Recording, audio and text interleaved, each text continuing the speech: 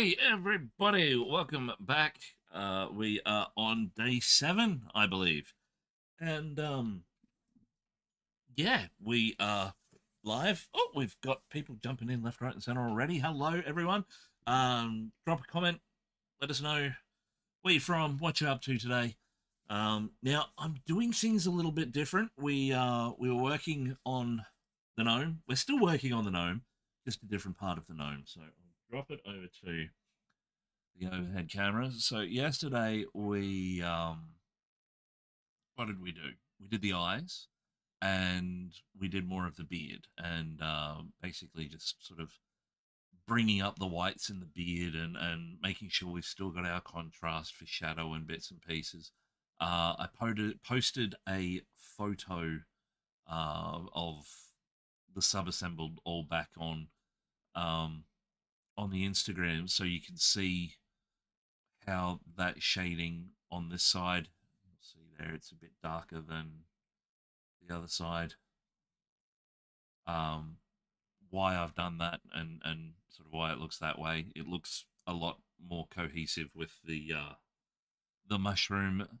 But today, just for something different, I was thinking of dropping in the hand. Put that back over there so he's out of the way.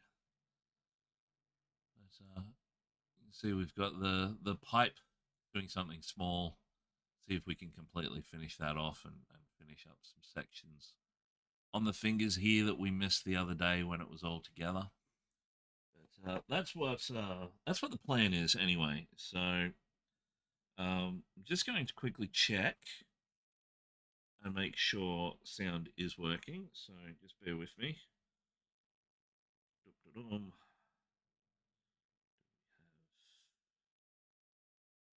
Over on Twitch. So we're live.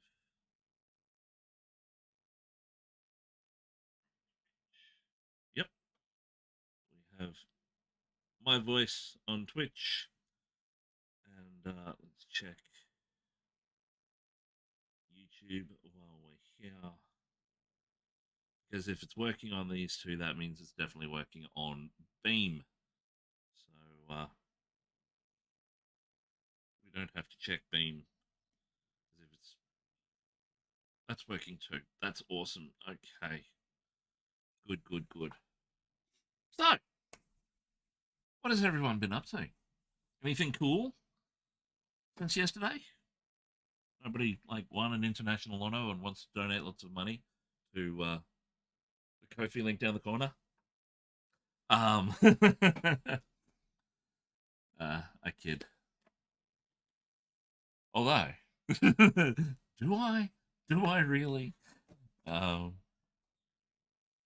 now I've woke up this morning and jumped on a couple of other streams and sort of looking at the setup, and I'm not as what's the word? Not as freaked out about the sparseness of my setup. So this is day 7. Yes, I'm still learning all of this stuff. I'm an old man and I don't know what I'm doing. So I've done a couple of little bits and pieces and fudged my way around, and I've got a little stream deck so I can flick between cameras. But as far as like overlays and bits and pieces are concerned, I'm not sure what I'm going to be doing, and I need to talk to the people who help me out over on Instagram as far as like sponsorships and bits and pieces go. I want to see if they will roll over before I start sprouting their names and bits and pieces. I can say their names, it's just I can't advertise. Sponsored by until I get the whole sort of okay from them. Legalities and stuff. But yeah, so like in this instance it'd be who looks after me already? Redgrass. I'm an affiliate on Redgrass. I'm an affiliate with Rosemary and Co. Brushes. An affiliate with Monument Hobbies, specifically because of their Pro Acryl paint. It's brilliant. I'm not actually using any of that on, well, any of the monument stuff on this. I'm using the Chimera inks because there's just something about them that tickles the part of my brain for this particular model. But let's get stuck in. So we've already got like a little bit of tone and stuff in this. Just get my headset on because I'm going to need it today. My eyes are playing up something chronic.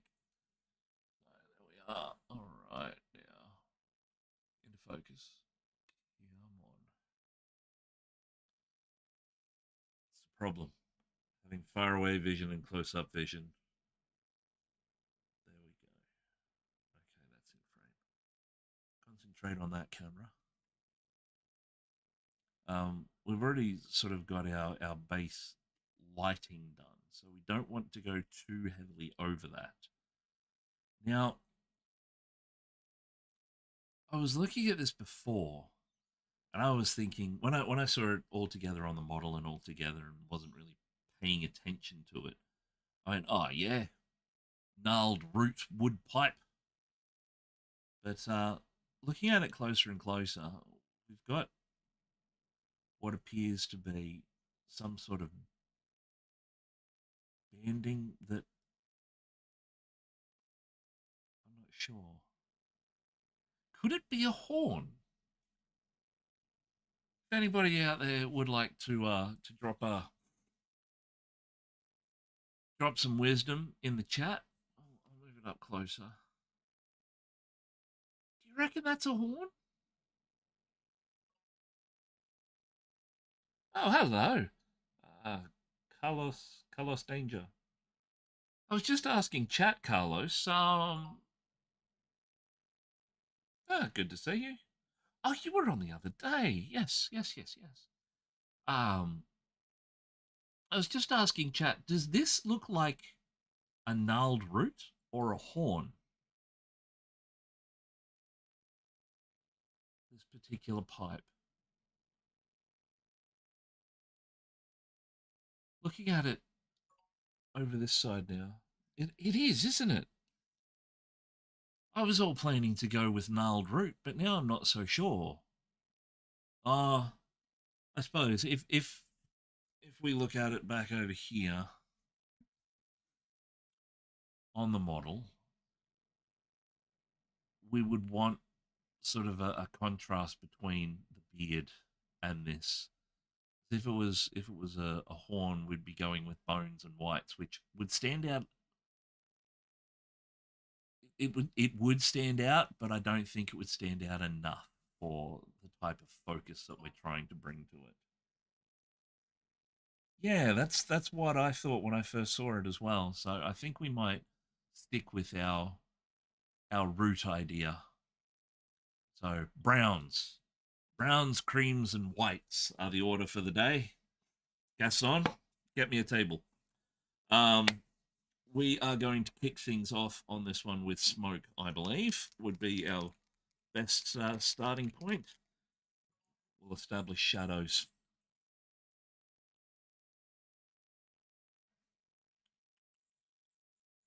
So just realised I've still got the sound on quite loud behind me, and that might be causing some reverb for some. There we go. Volume adjusted.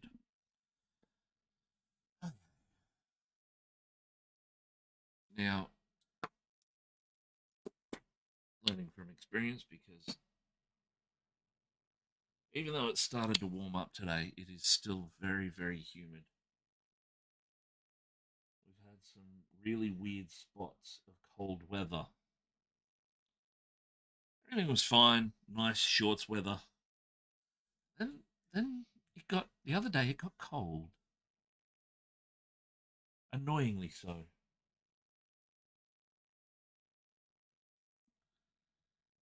Now we're just going to use this to establish our darkest points.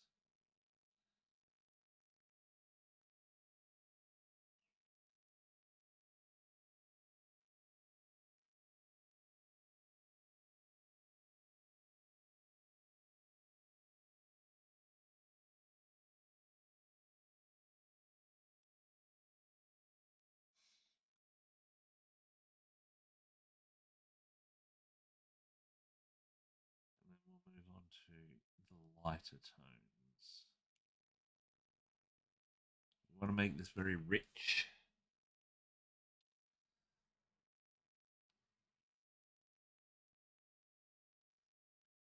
And to push that richness, we are going to contrast the living bejeebus out of it.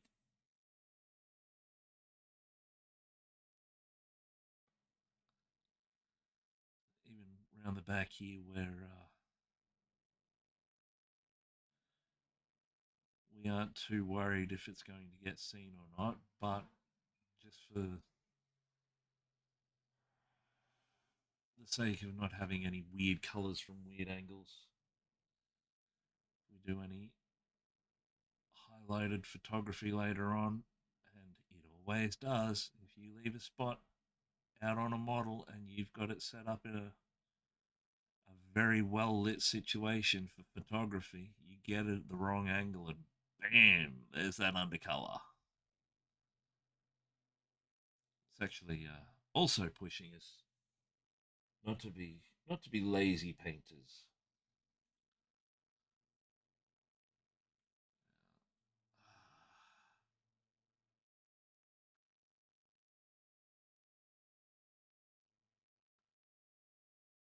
But, those of you who saw my Instagram post that are of the younger generation would probably have no idea what my shout out for today's stream was about. There's an old style of music called hair metal, and it was very power ballady. It was very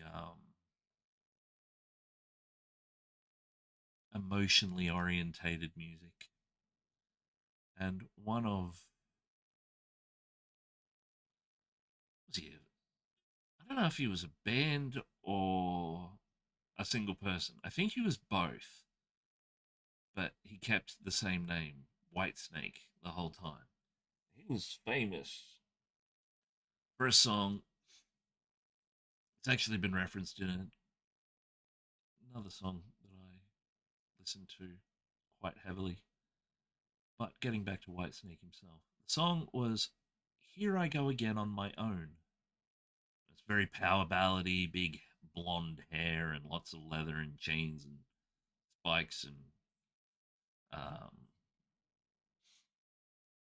women dressed in leopard skin, lounging around on fancy cars. Like fancy cars at the time were Ferrari 308s and things, or the 3 Series from Ferraris, the fancy Magnum PI cars and bits and pieces. And the song "Here I Go Again" is what I was loosely quoting. I changed the words, but kept the music of the song. Here I go again on my own.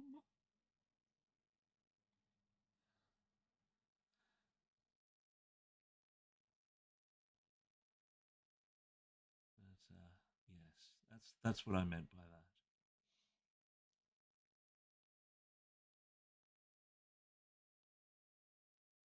How many we got? Three. Only three. Quiet day. Quiet day so far. We got jumped yesterday in Twitch. We had Kenny Boucher from Next Level Painting drop a raid in, and I think there was about 20 odd people. Some of them stuck around, some of them followed. Thank you very much.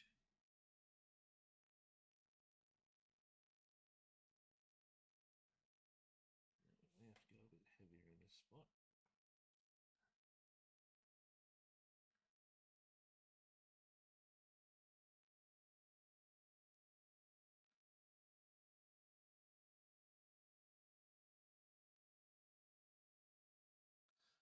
Ah,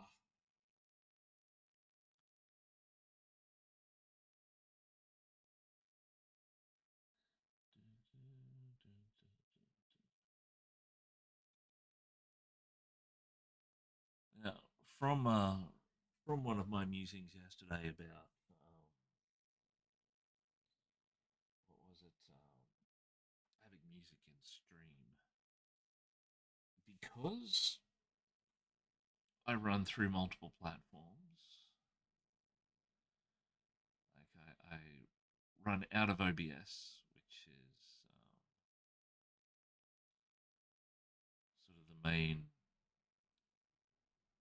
video hub of all my equipment. That then pushes out to Beam, and then it multicasts from Beam to Twitch and YouTube. And I did have Kick, but I think I might drop them.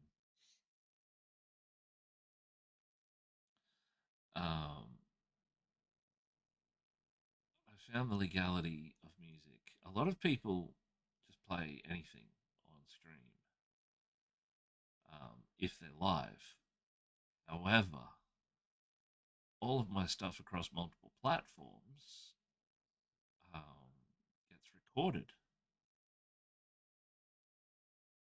for me to go through and post later and stuff on other platforms and make videos and shorts and things. And while I haven't done that yet, it's probably something that I will eventually do. And because of that, having music playing is how you violate certain terms of service on certain platforms at certain times.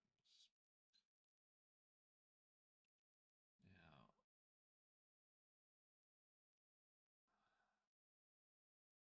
while that's neither here nor there for a lot of you, there are some people who oh, my nose is so itchy, uncomfortable with dead air, me being one of them. So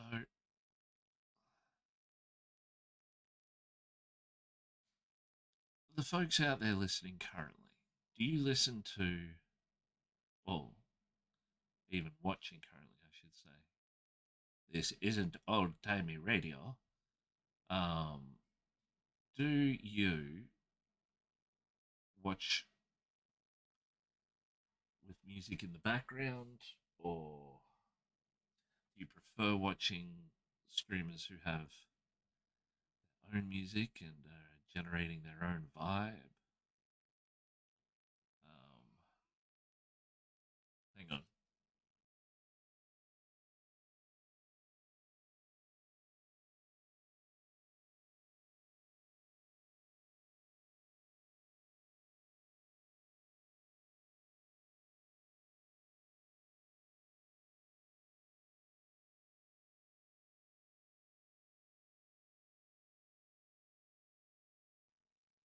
Sorry about that. My son has just arrived home. Ah, but he's cool for the moment. So yeah, do you guys like having music playing from your own collection, or from the streamer's perspective, sort of trying to hold that vibe?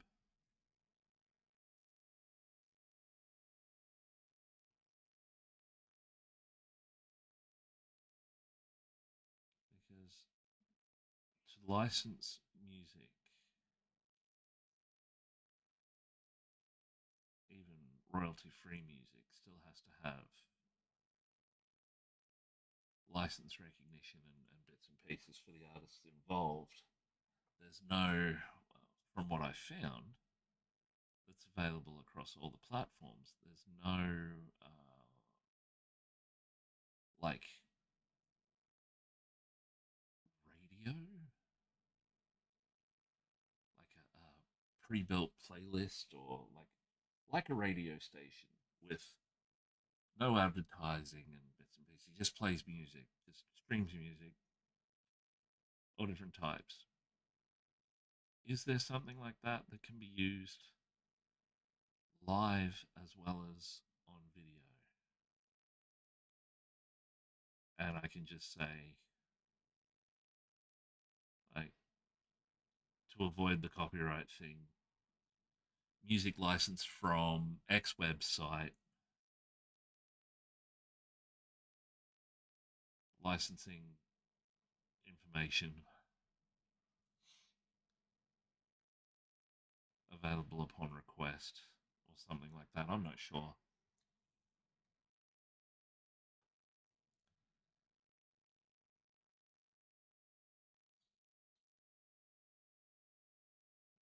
I think we've gone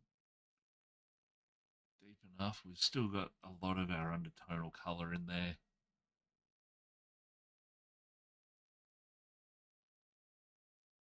So we can then build up our next layer, which I'm going to start bringing in some sepia. Oh no.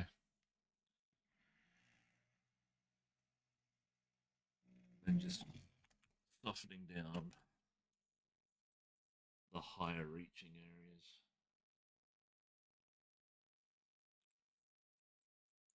Sepia is quite dark as it is also. It's sort of like a waypoint. It starts to put a bit of green. As you can, you probably can't see that far away. Mix a little bit of the smoke in. Put some of our retarder on there and make sure it's not going to dry out by the time it gets to the brush. Now, because of where the light falls on this on the model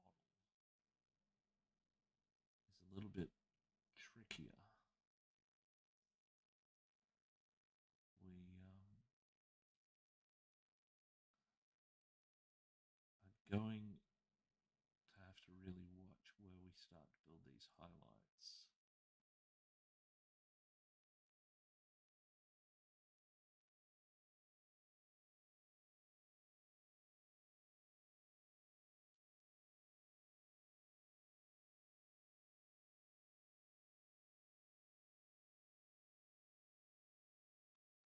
How are we going out there?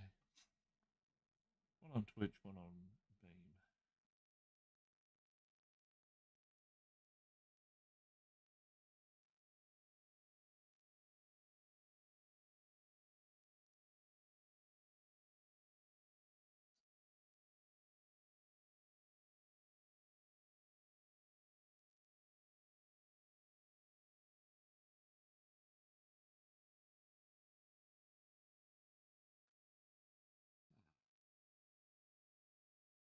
You're still with us, Carlos.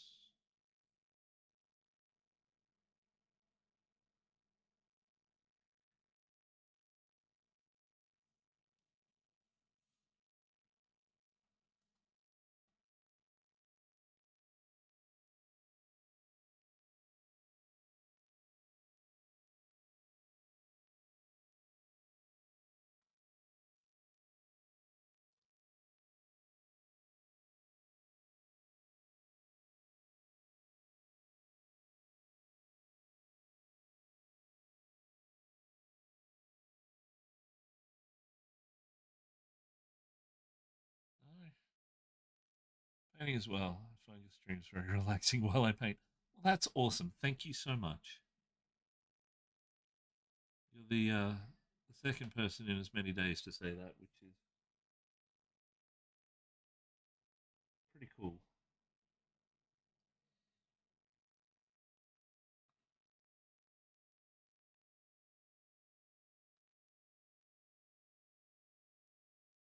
What are you painting, Carlos? Anything cool?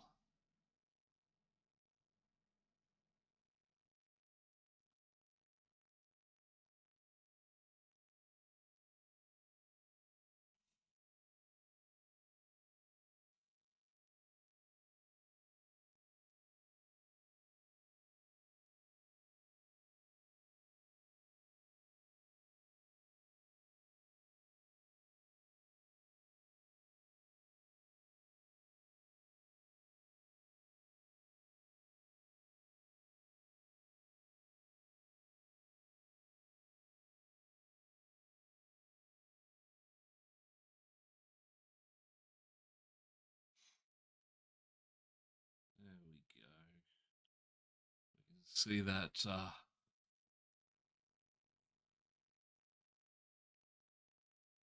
Actually, where is? Where is? I did have. There it is. Right.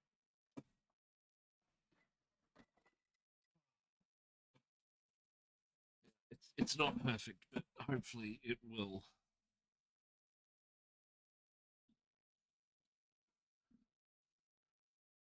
There we go. So we've started with the brown. We've still got a lot of the reds and the oranges through on this side. And over this side, we push through into those blues and greens, and we'll work with those colours as we continue. Hawks. Oh, my first set. Oh, Run Herd and Gretchen. Yes, I did one of those a while ago. Quite a long time ago. When I first started out, it was probably the first orc I'd ever painted.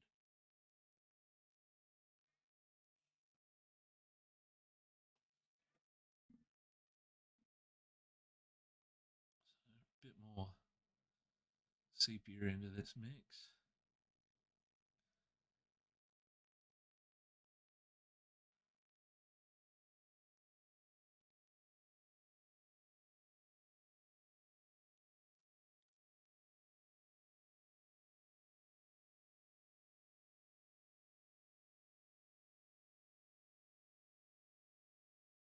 I actually think he's packed away in a box somewhere.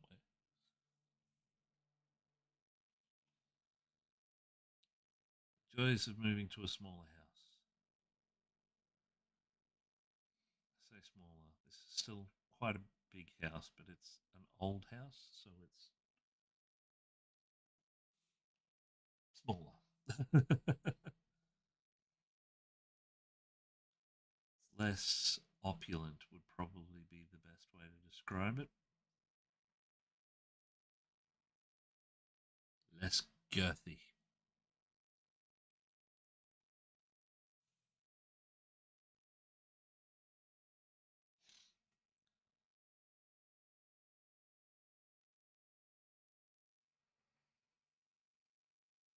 Now, I'm leaving this inner ring on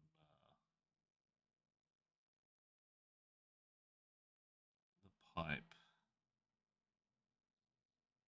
because we're going to do some gradiented OSL in it at a later stage. We might get there today, we may not.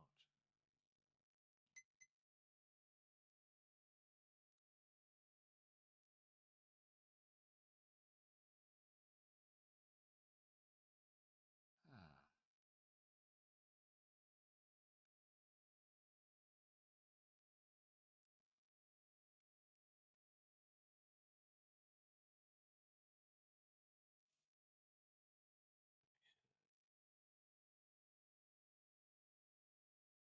yeah, we need to start pushing up.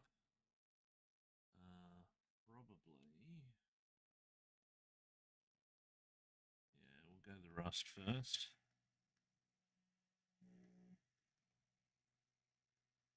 I did get these are from different packs of these particular paints, but they all have been from two packs, I think, and white. White's in the primaries pack, so it's a wee bit different. That gives us a dirty. Starts to get into the realms of dirtier browns, so we can start building up those nice earthy tones in the wood.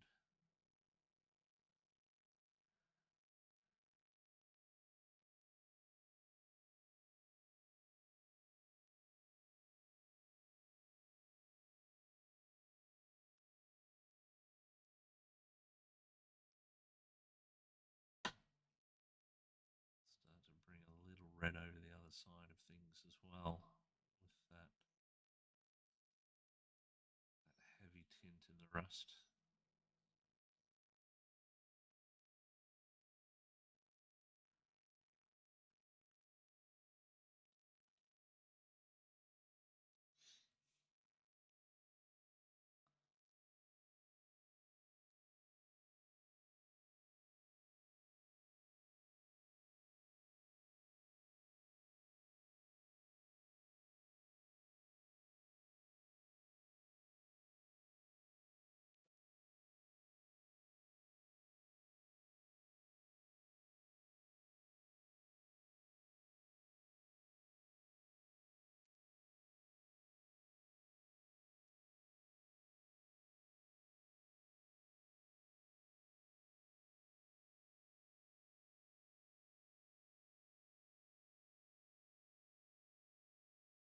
Then we can start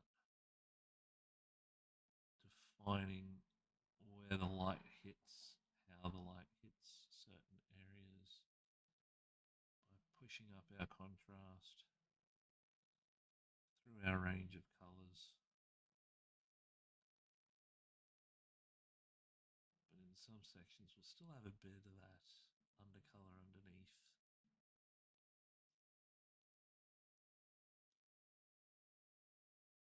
That will allow it to read differently across the model.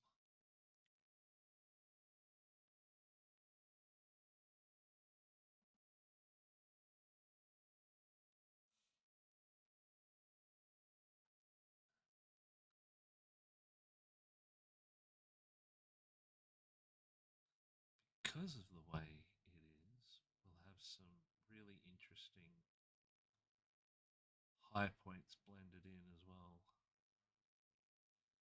It's almost got this stretched candy effect to it.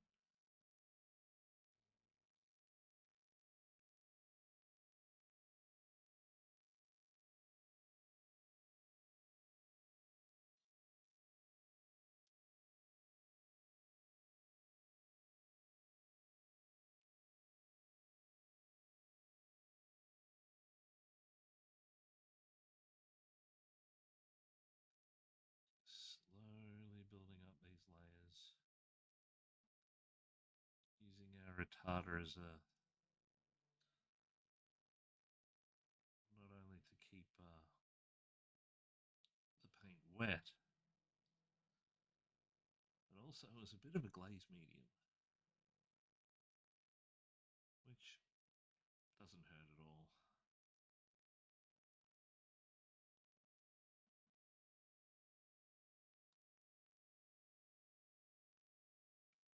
It's Thursday here in Australia today. A couple more days, got the weekend. Now, at this stage, I don't have any streams scheduled for the weekend. But if people would like to see more content on the weekend, let me know, and I will definitely look into opening up my busy schedule of absolutely nothing and recovering to maybe jump online and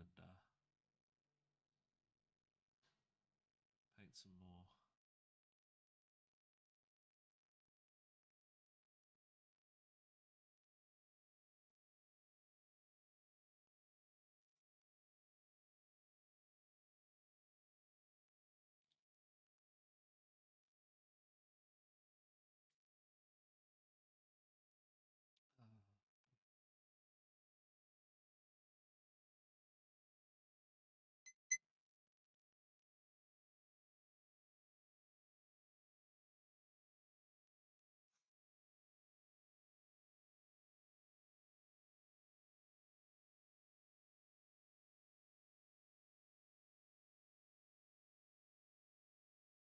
Now, just checking. Can anybody hear the music in the background? Should be sort of ambient sleep music type stuff.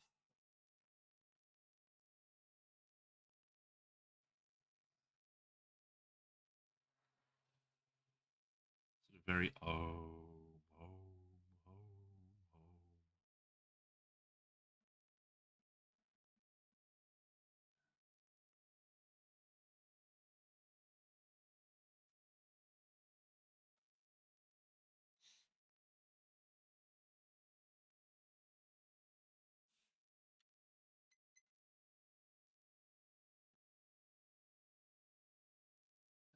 that's what I was going to do.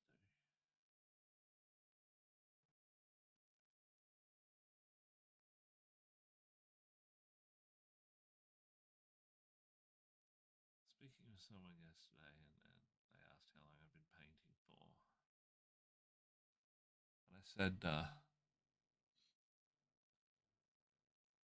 8 years now. I was talking about the very first minis I painted and how absolutely shocking they were. I thought they were pretty good at the time. They weren't. I think I was in denial pretty much as soon as I finished painting them.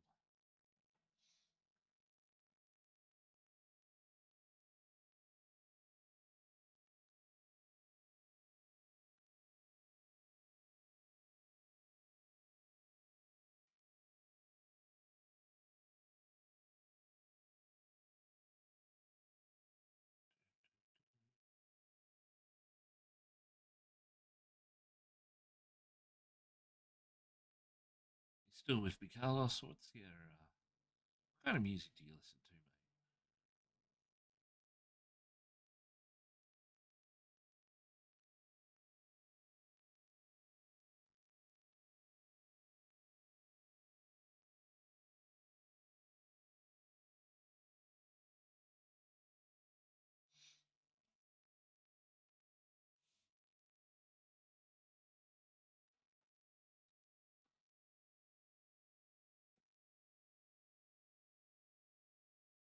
I'm not sure how much lag I've got today.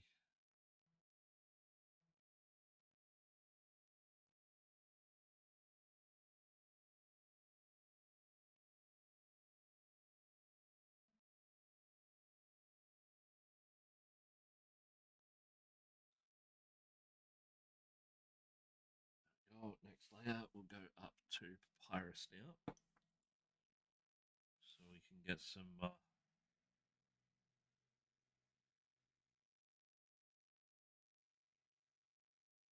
creamier toning happening.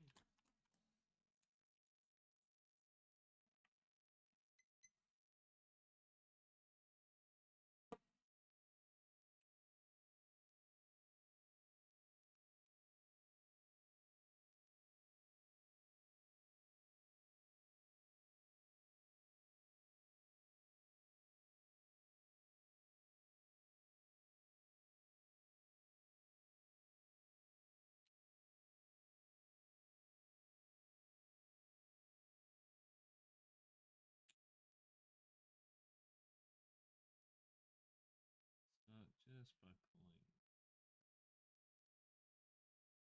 highlights out.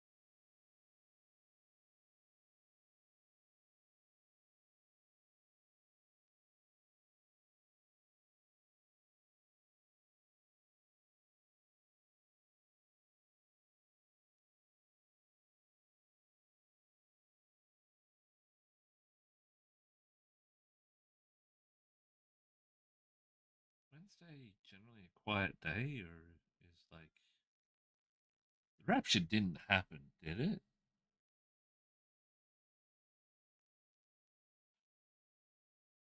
Everyone's talking about it.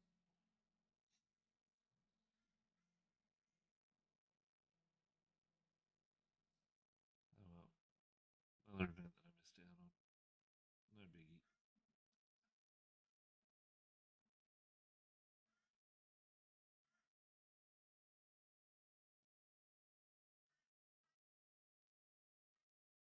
Ah,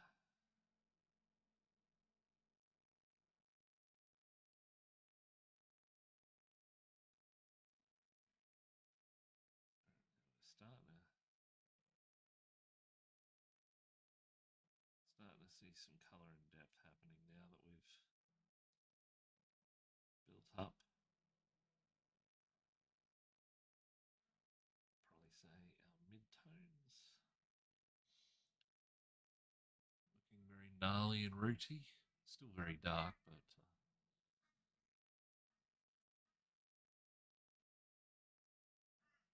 the only way is up, as Yaz so eloquently put it.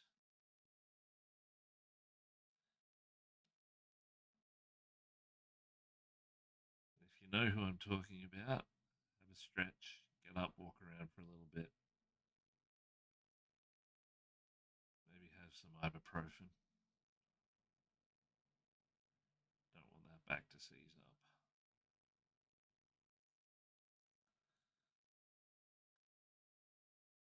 Whereas I'm the opposite. I've been sitting down for too long. Well, if I sit down or if I lay down, it's like moving and getting up again is like waking up from a coma for 10 years and forgetting how to use your muscles. Because none of them work. So that's how come I can sit here for extended periods of time and work on stuff.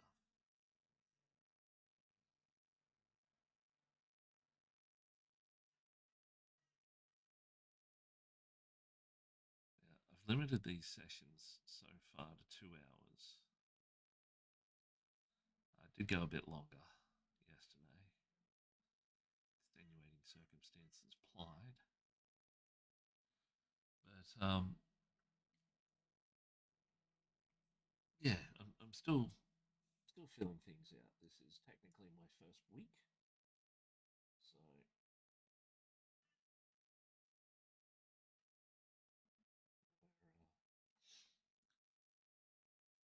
we're still on the edge of the pool, dancing around, gently letting our toes touch the water before we get in.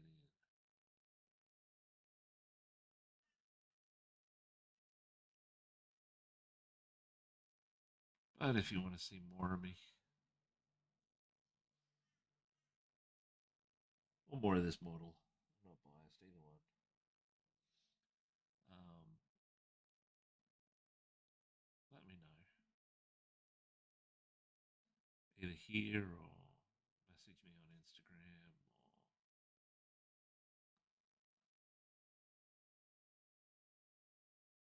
leave a message on my website even www.criticalpaintstudios.com.au.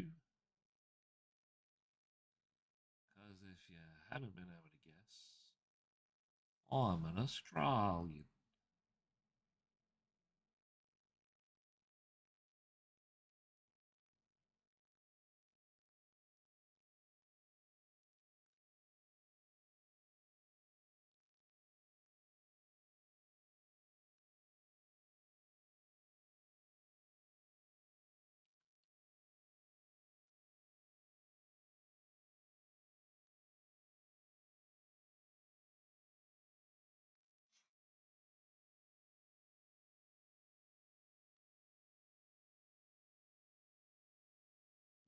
Go back into a couple of spots here and there. Oh no, it's looking pretty good.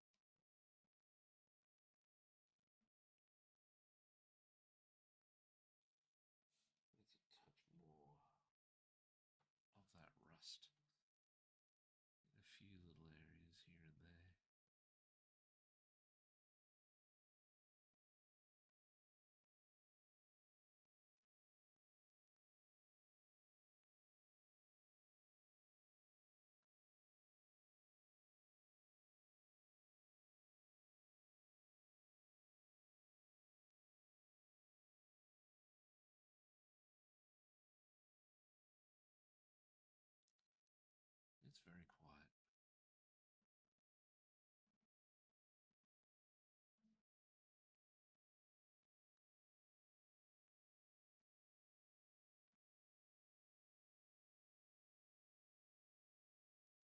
sure something's not going on?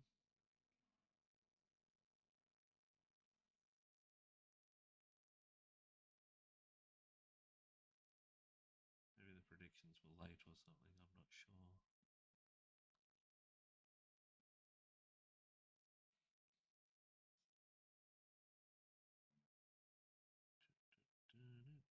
Sitting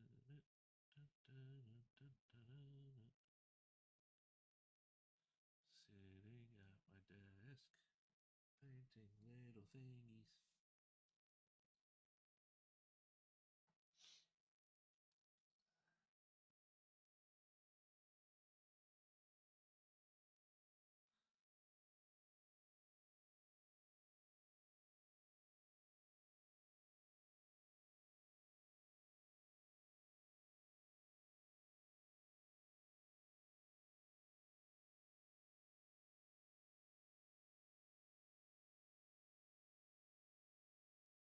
That bored.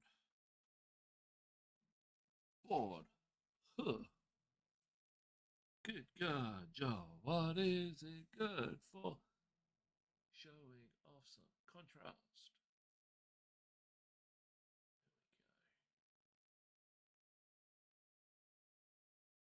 Looking very gnarly with our undertones of greens and reds.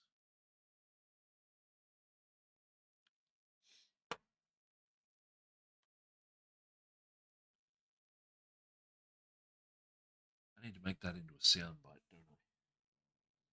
For all those people on Twitch.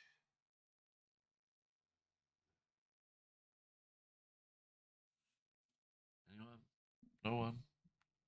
Oh, hello, Abigail. Just saying I might need to make a soundbite.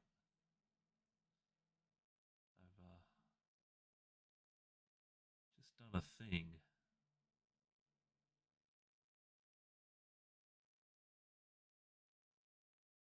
Just added a little bit more. We swapped over to from the body to pipe, just to break up the monotony a little bit before we have to get stuck back into that hair again.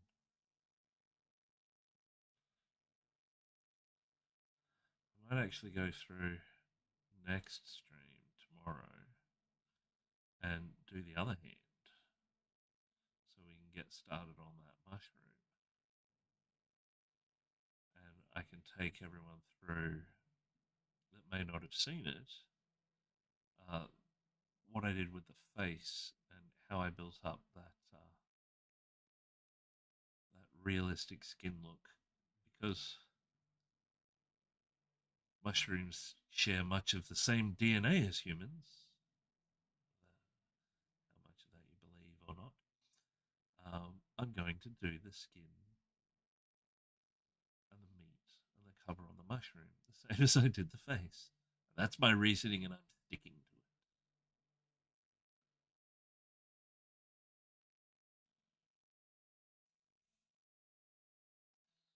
So, how are you this morning? Well, morning for you. It's like quarter to 1 in the afternoon.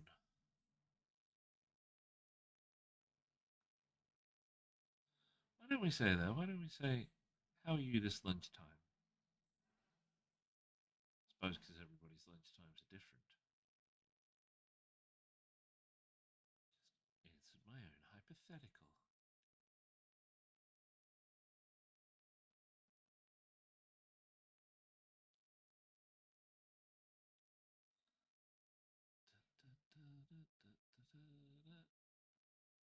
Tom's Diner stuck in my head.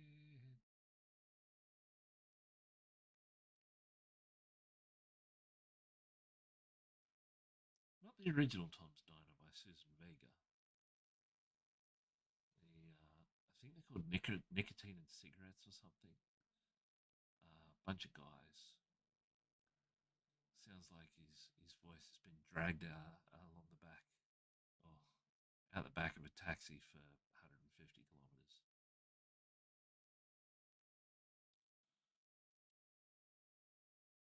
Yeah, now that's starting to look right.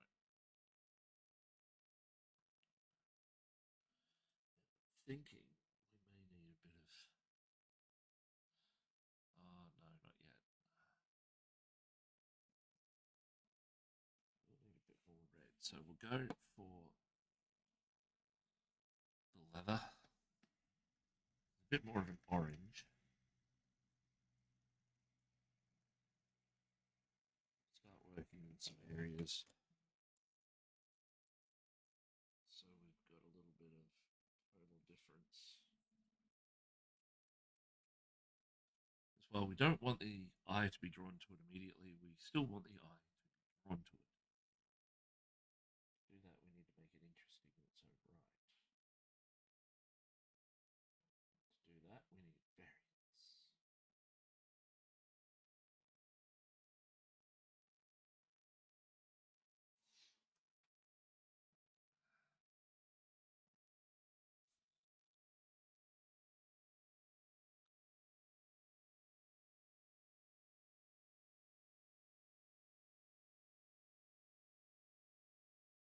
With this, we're just hitting a couple of little spots on the cusp of our change from the orange to green, just so we can push the look of the transition of the paint through, make it appear a bit more natural.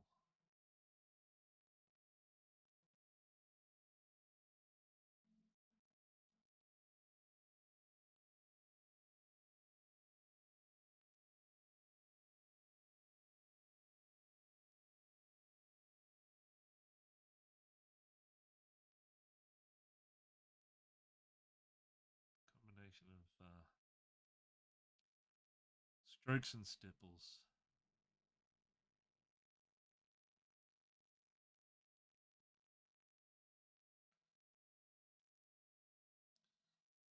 See what I mean? I've leaned a bit hard into the papyrus, which gives it a little bit more of a yellow tinge.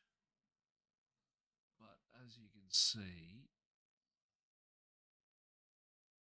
now that we've started to bring that colour in, it's enough of a standout, but it still needs to be pushed a tiny bit lighter so it grabs the frame more. Now, we'll also do that with the OSL effect that we're going to do on the contents of the pipe, whatever they may be. Nudge, nudge, wink, wink, you mushroom carrying gnome, you. But we almost want to push this to a cream in some spots. Don't want to go all the way to white because we don't want it to be the center of attention. We want it to be sort of. We want it to be the bridesmaids, not the bride.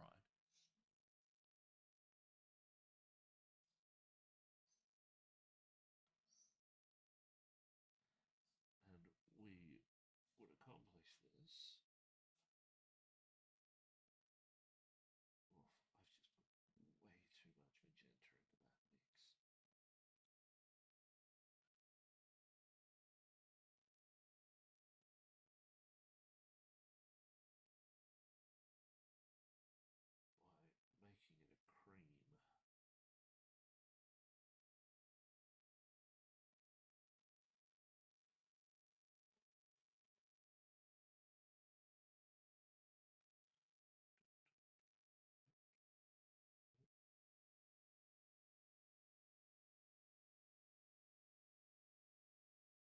cream. Just doing a bit too much pink in that mix up. There we go, that's rounded it out. It's almost a bone now, which is good.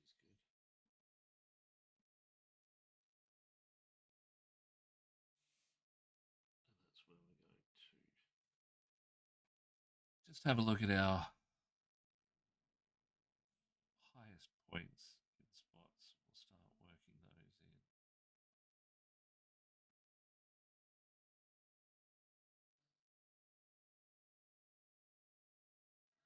Might have to pull in a smaller tipped brush on this one, I think. Probably this one.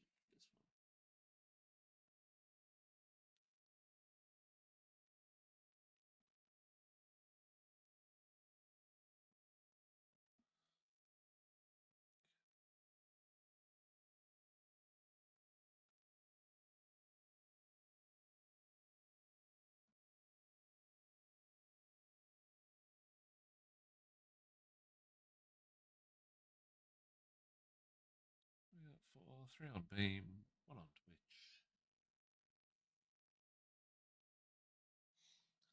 So this is the left hand of Aminita Shaman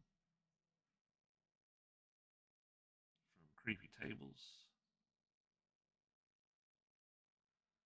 which I'm painting up for, hopefully, a competition piece for my first entry into the Australian painting competition in Canberra, the Crimson Brush.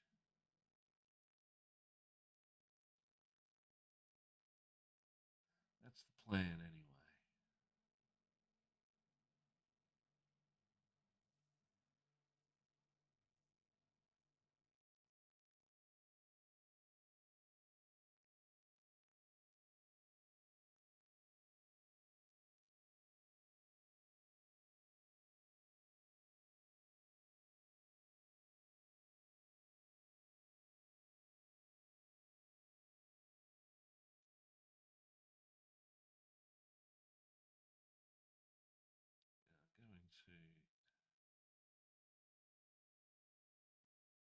Going to go back in shortly with some shadows.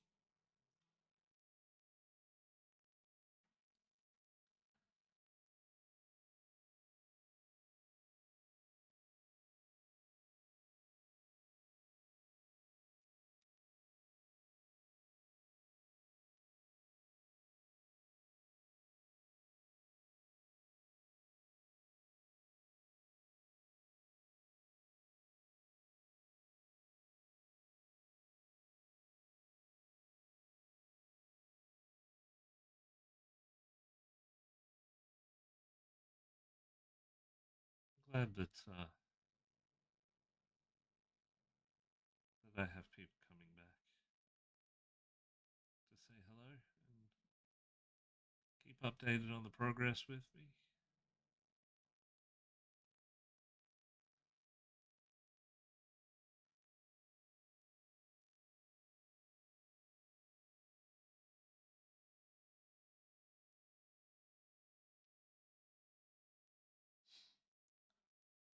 We got 2 on Beam, 2 on Twitch.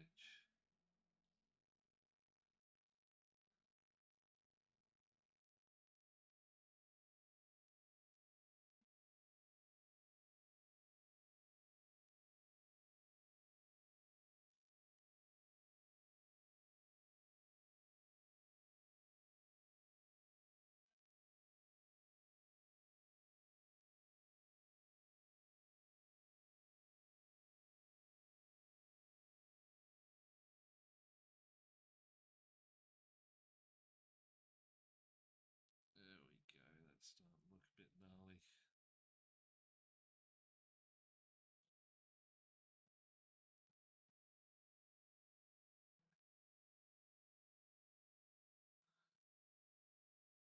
There's something that I want to try in the recesses on this.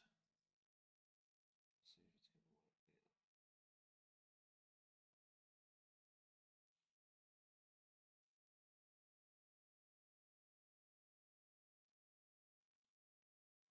This is that brown and sepia. Just knocking it right down to a glaze. We're just going to tint up those recesses quite roughly so it bleeds into our lighter work. And that will help the contrast that we've established through going up and adding whites and lighter colours and building up tone.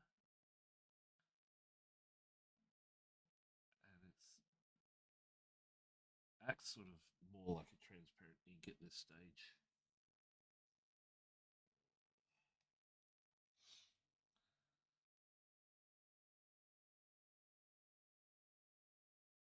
So we're just adding a tint of that darkest shadow into the recesses. Then in other placements on the model, we'll go in with a little bit of orange. spots.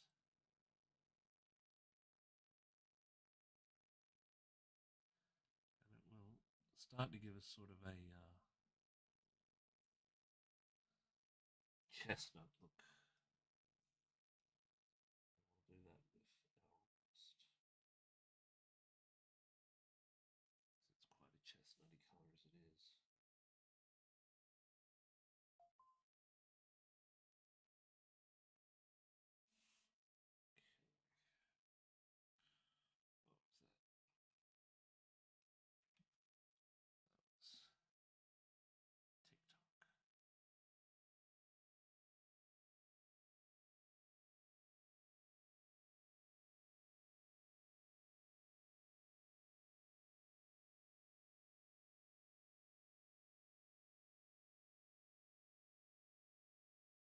Don't want to do the whole lot, just certain areas.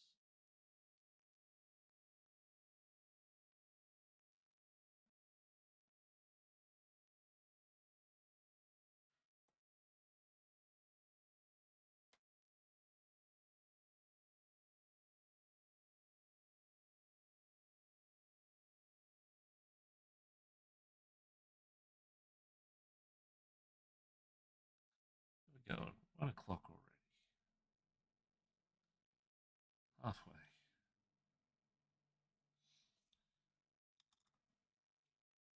Now, going over to the finer tipped brush. Just because I want to hit some orange. And ultimately some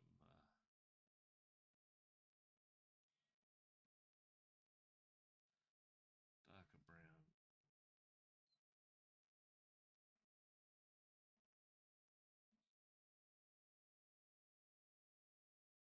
So it makes this read a little better and look a bit more rough. So it's not even in spots. We want to reflect that with our highlights. So we went in a little bit too heavy before.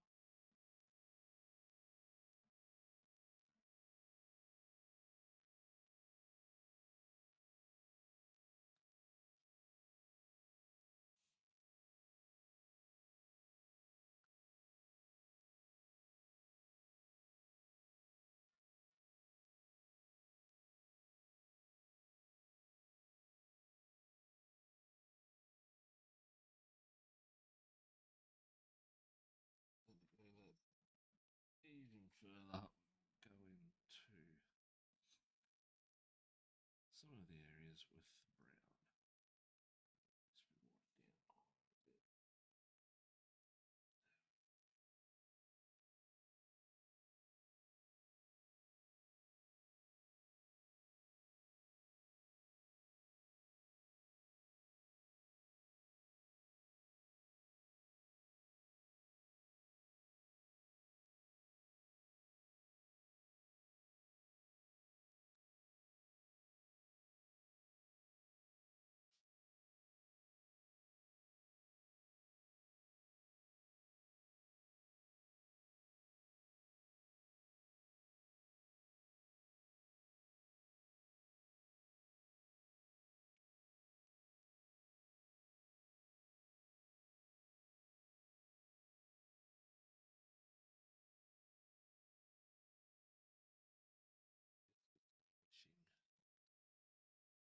Shadows, depth, and tone.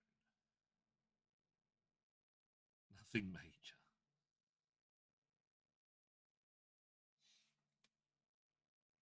It's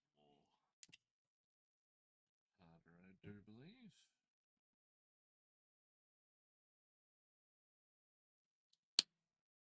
Who else is out there? Anybody else want to say hi? Let us know what you're doing.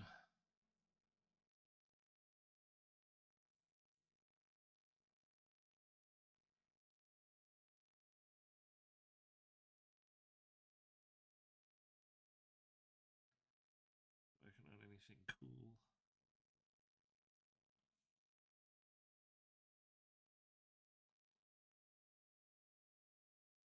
Another question, if it arises, and I get the opportunity to. What does everyone think about like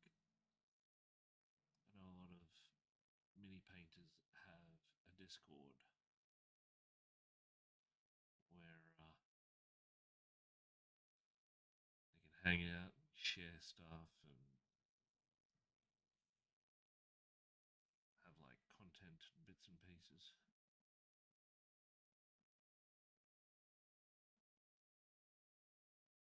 You think that would be a thing that I should look at doing, maybe?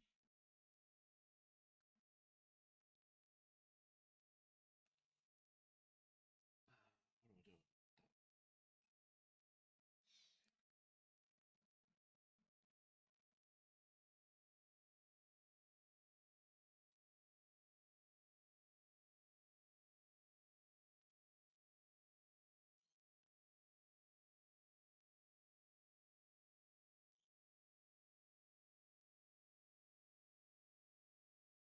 So let's see, over the course of the last hour, we've just almost completely finished this to the point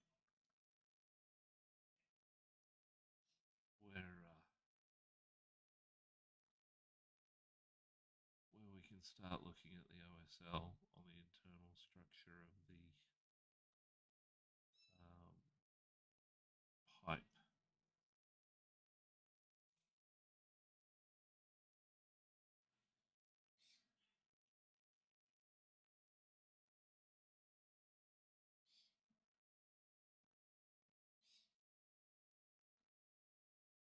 A bit of this brown smoke to refine where the hand joins, or where the not joins, where the pipe sits on the hand. Probably go back into that a bit later on with some black ink to really separate the two out.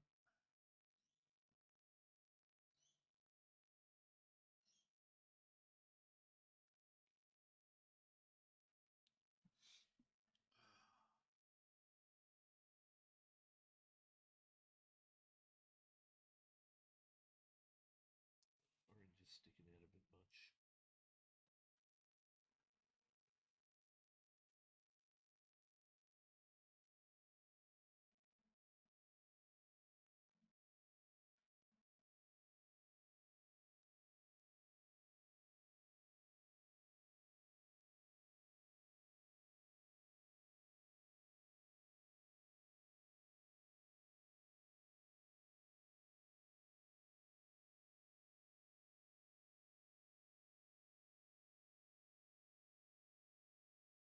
Then we would gently push just the tiniest bright spots of white.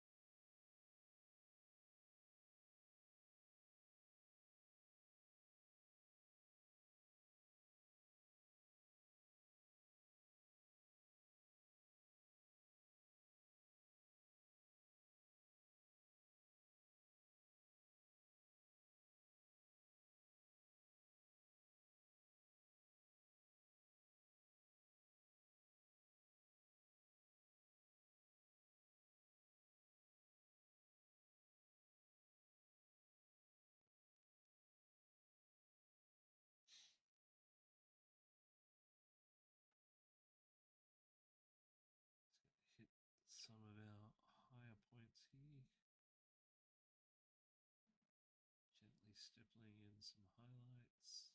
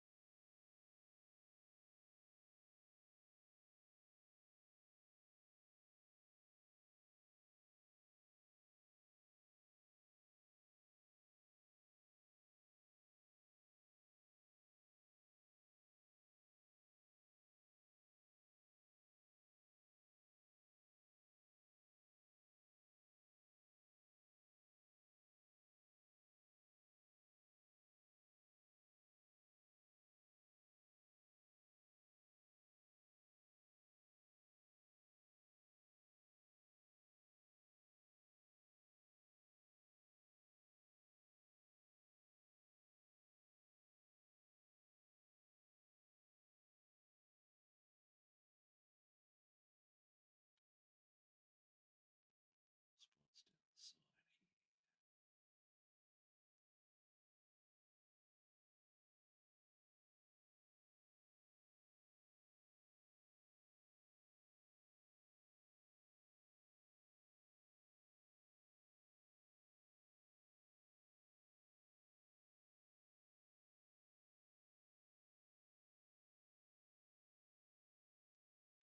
See how that looks on our model actually. Do.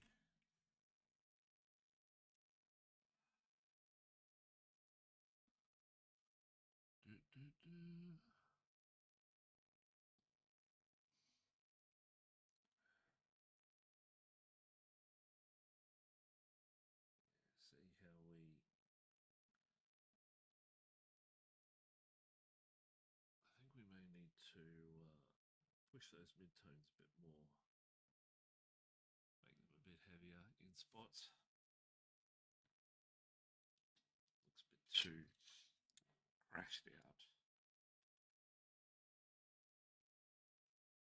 Well, probably our best way to do that would be orange and papyrus.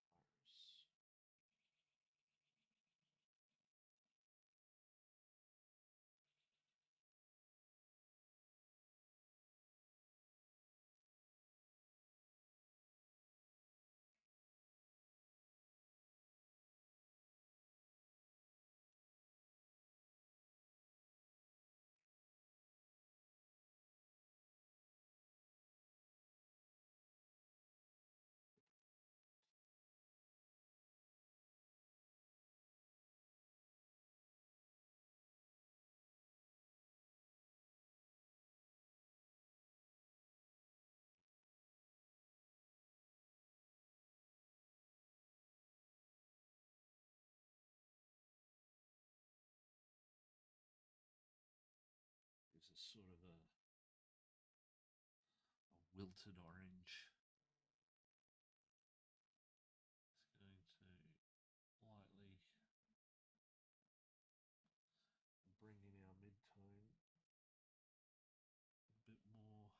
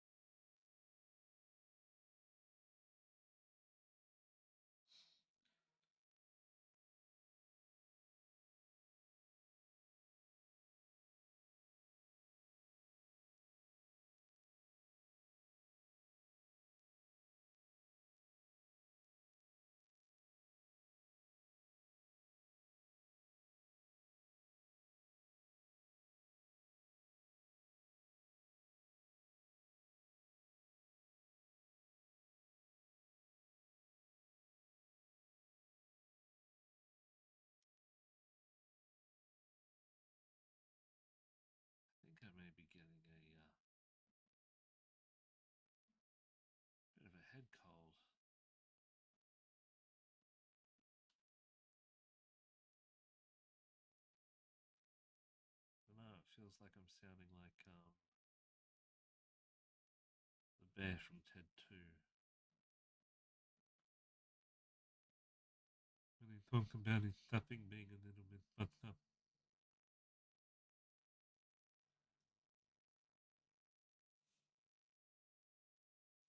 I need to retire this brush, but it's just too damn good.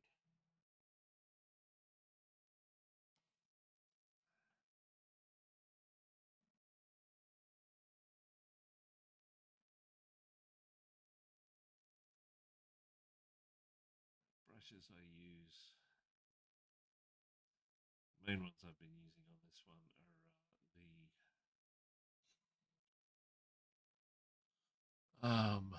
Rosemary & Co. Klinsky Sable Series 33s. So I've been getting the most run on this, apart from the nail art brushes.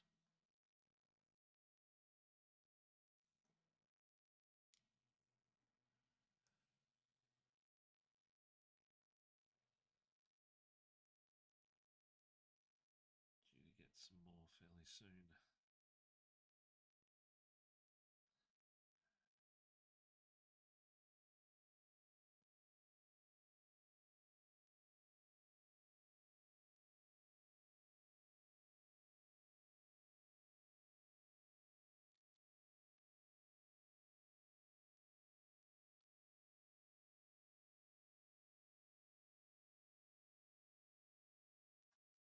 Oh,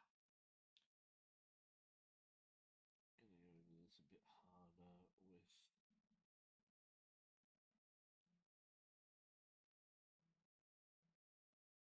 lighter version of the darker midtone. That makes no sense at all, Justin. What are you doing? Just want to soften this up.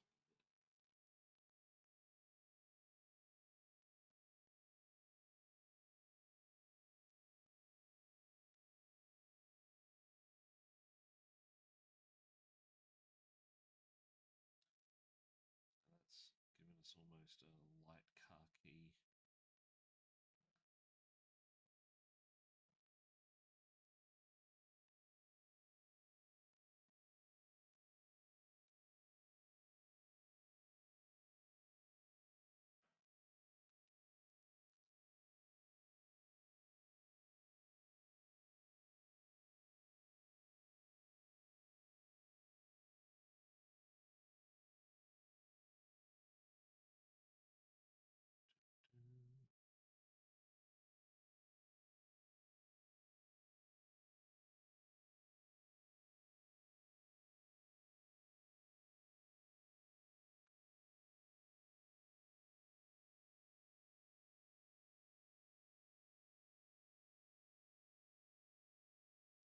But yeah, let me know out there if there's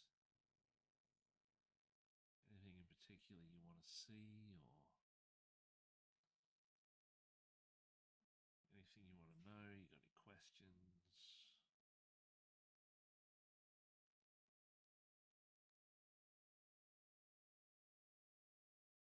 There we go. Let's soften that down a bit. Let's see how we've gone now. Actually, I'll just completely pop it off. I haven't done those fingers as yet. They're the next spot. But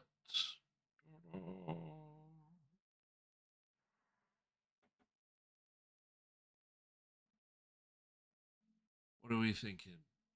Gnarled wooden root pipe?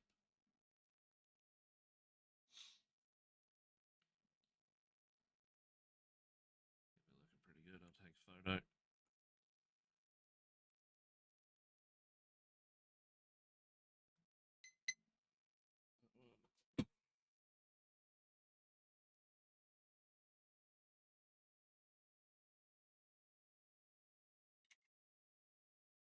I'll actually come in and soften some of those highlights if they're standing out a bit too much.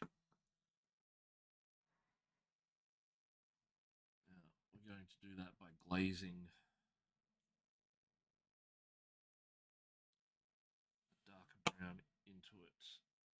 thinking that darker brown is going to be royal brown, mixture of royal brown, mixture of rust. Be quite a heavy. Yeah, I think I might actually swap out the rust for the rich gold, which is that colour.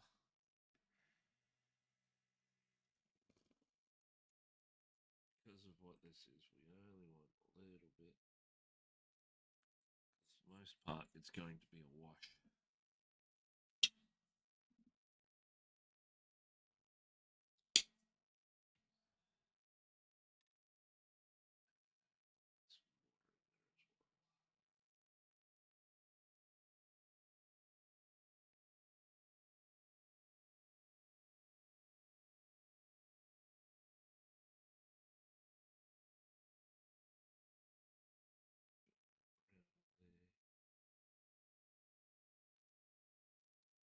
And now that's gone. It's a bit rich.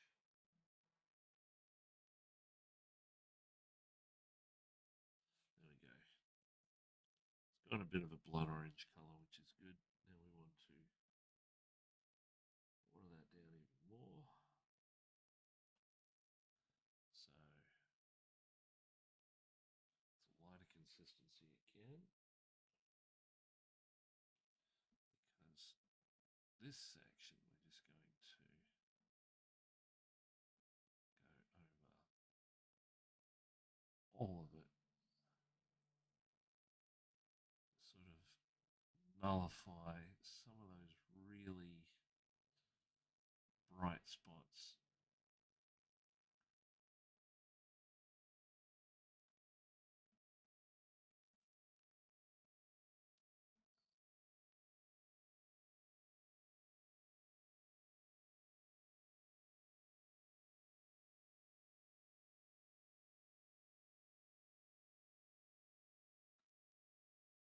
Warming up a little bit more now, which is good.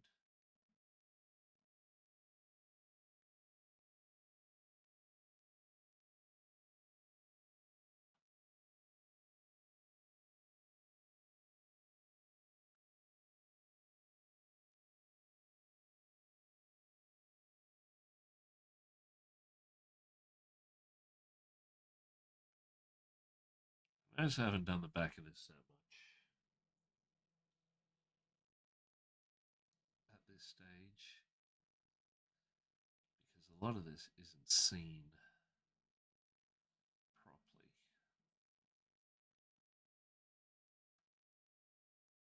when it's all together.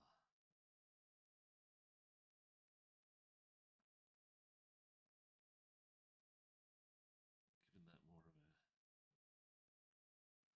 light chestnut look now, so we'll have a look at it.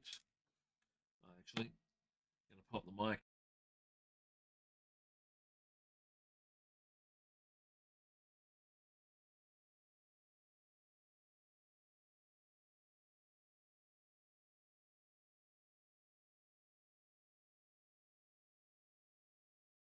Okay, just need to dry that off.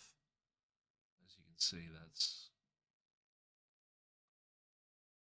giving us a very chestnut look to the pipe, so we'll pop that back on our hand now, on our arm, hand on a hand.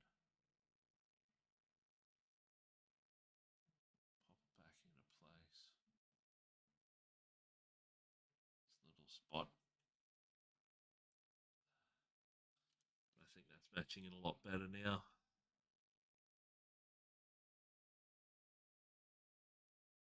But we can always update it when we put the whole thing together and start doing our lights anyway.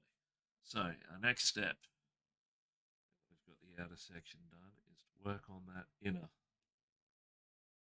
First thing in that process is brightening the absolute crap out of that area so we can build up a glow, and then we'll work down to our shadows because the light is coming from internally and not externally.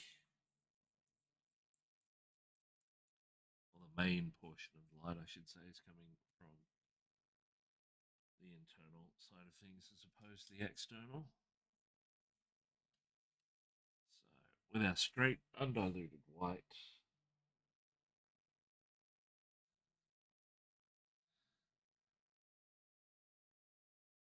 good whites are hard to find,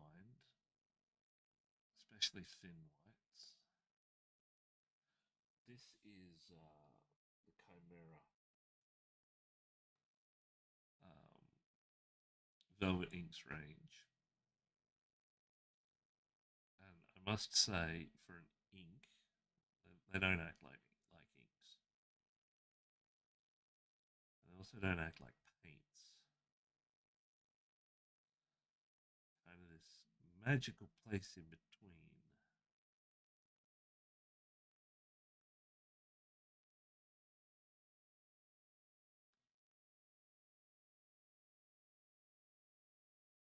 So what we're going to do is start off with the white.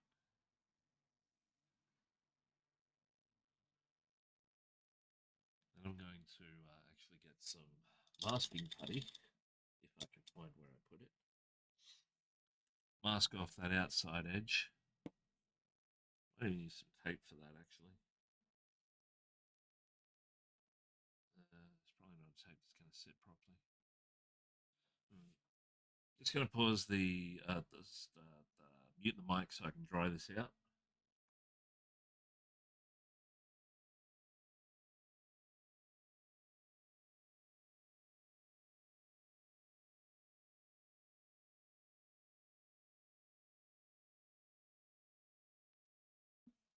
Yeah, I'm thinking we'll try both ways just to see what happens. So, rusty painter's tape. This stuff actually isn't that great. Not the best one I've had.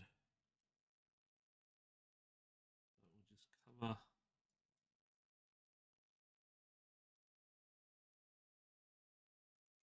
Yeah, that's not going to work. I'm going to have to use the putty.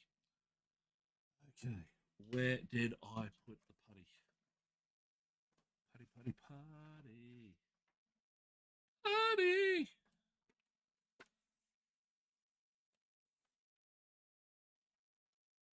I remember seeing it. I remember seeing it recently. I remember thinking, oh, I'll have to put that somewhere within reach. Not behind there. No, not behind there. Is it over here?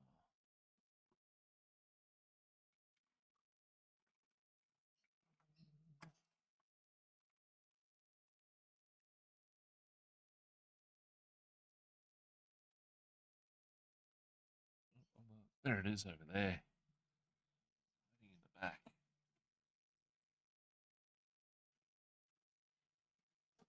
There we go. Could have probably gotten this out earlier, but what the heck. Unscripted, live, and unhinged.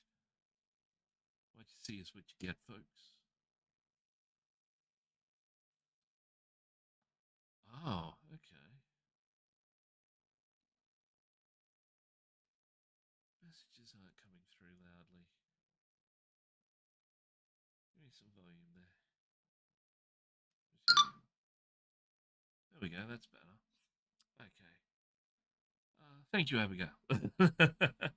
Having a Discord is a great way people coming together and both discuss hobby and share their works in progress and finished pieces. Still having trouble hearing you. Okay, let's see if we can fix that right now. Microphone gain. And turn that up a bit. Move it back into position. How is that? Can you hear me a bit better now? I'll actually turn the volume up as well on the microphone because it is a bit quiet today. All right. How does that sound? There we go. That sounds a bit better. Right. This stuff is the Green Stuff World masking putty cool little tin. Black goop in a can. Sounds better. Awesome. That's what we want to hear. Now, I'm just going to mask off all that beautiful work that we've done. And hopefully,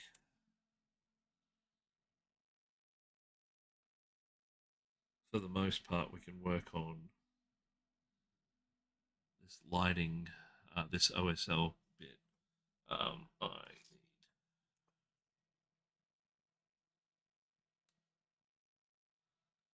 try to have all of the stuff that I need relatively at my fingertips.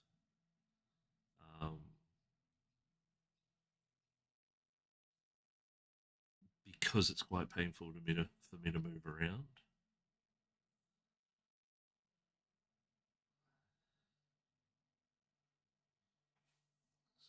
So we just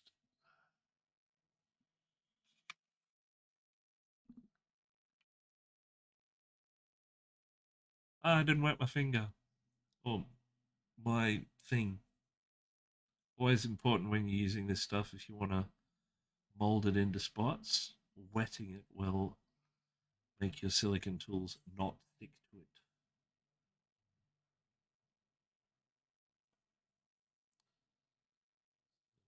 Start back around there. I am all thumbs today. This is not good. It's usually a precursor. Oh, it's still sticking. Yay. Okay. Time to change. Oh, that's really sticking. Wow. Time to change from a silicon based tool to one of my other ones. Where's the super duper? There it is. That one will work. This is what I use for when I'm using green stuff, hence the green stuff. Still stuck to the tool itself.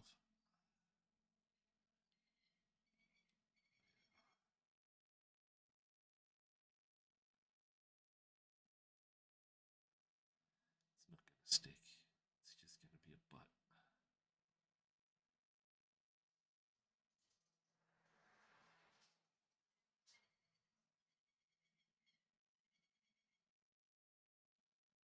An interesting afternoon after stream yesterday.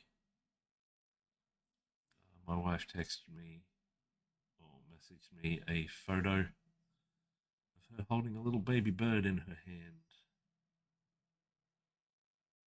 And it had fallen out of its nest, and its family was freaking out and everything. So we were playing. What was it, Doctor Doolittle, helping the baby bird get safe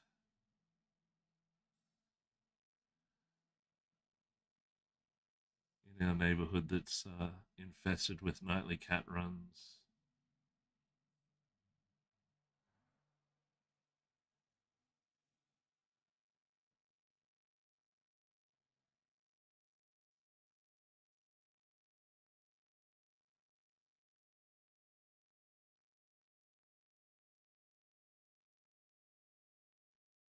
Just going over and protecting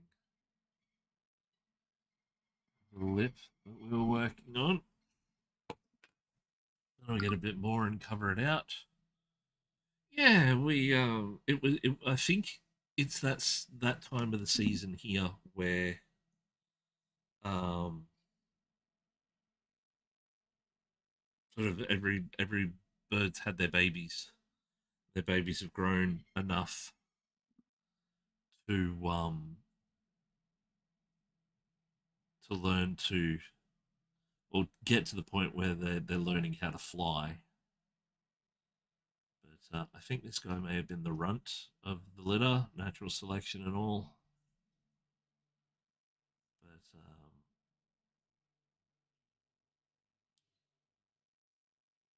concerned parent is a concerned parent, so tried to help it out as much as we could, and we ended up putting it in a tree,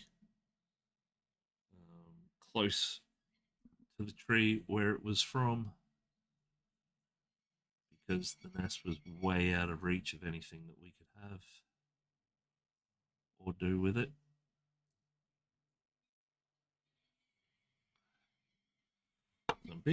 I'm just being brutal and masking off most of this. So I don't want to get any overspray on it.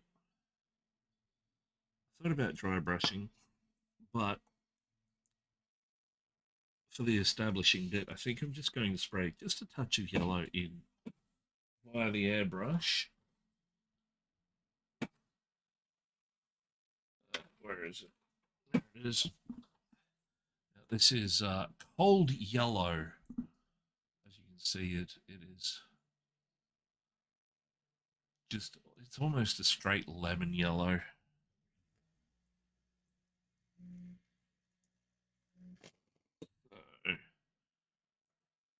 For our airbrush. Oh, that would have made a horrible noise. I'm so sorry for that. I didn't even think. We are using the Gallery Premium Mobius .02. That's got the .02. This is an adjustable one. You can have um different needles in it.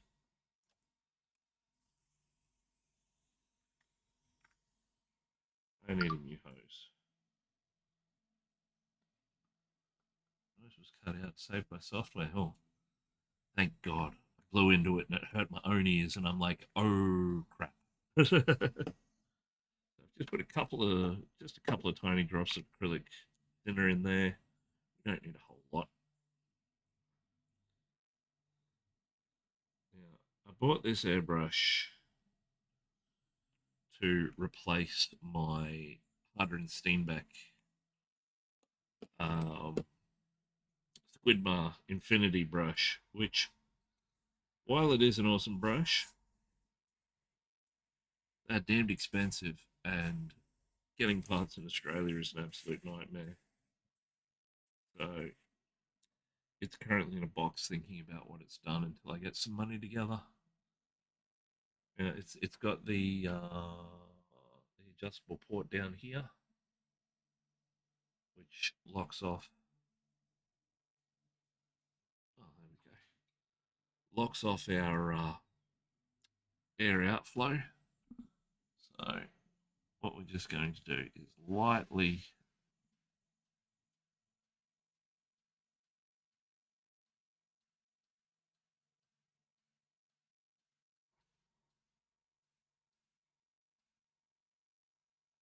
build up that yellow, and we're going to do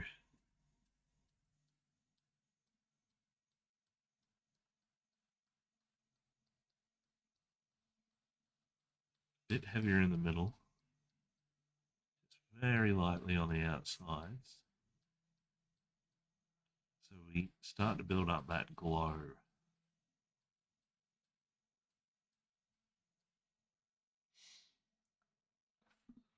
You've probably seen many different artists out there. The first one that comes to mind is El Miniaturista, and the way he does lighting effects like this. This is sort of the same deal that he does.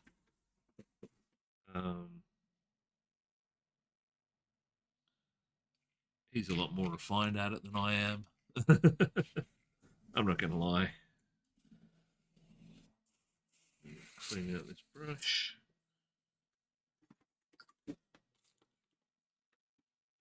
Hey!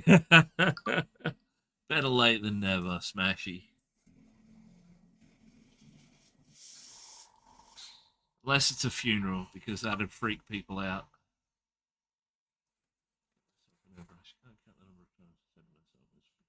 Yeah, airbrushing is easier. I still have no sound. Do you have me muted, or have you just got sound turned off for the moment? But that's a me thing. That is a you thing. I need subtitles down the bottom. So we've gone through and we've popped our yellow down. Now we're just going to, yep, that's clean. Okay. Now we're going back to the brush. We just needed to establish a baseline highlight for that. My candy pipe. Oh, I actually really liked the fact that this pipe looked like a candy pipe because of its shaping. But let's show where we got to.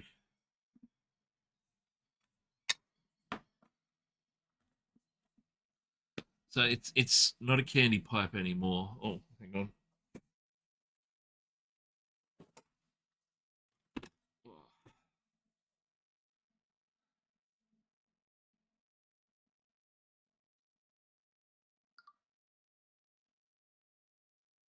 Time to wake up the better half. No problem.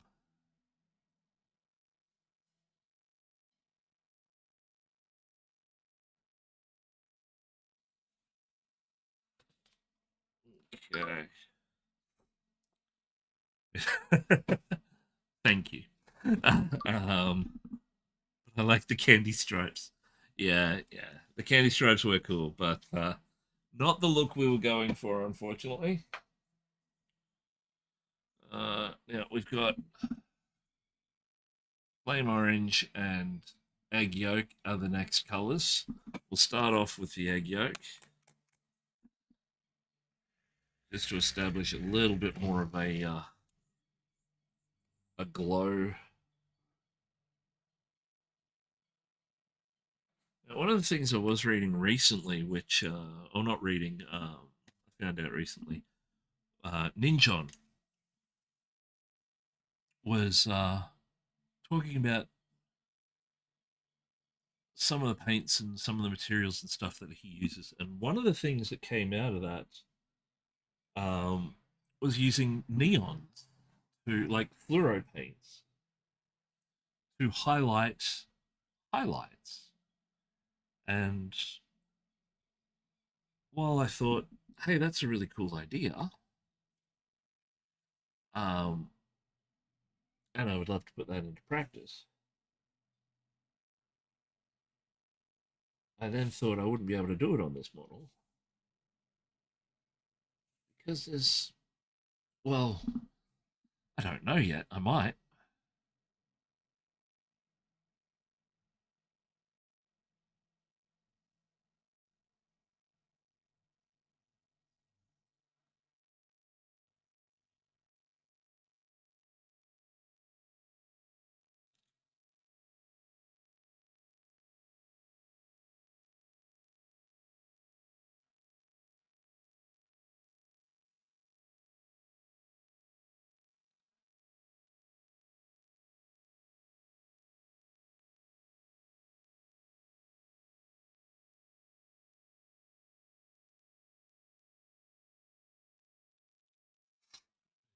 To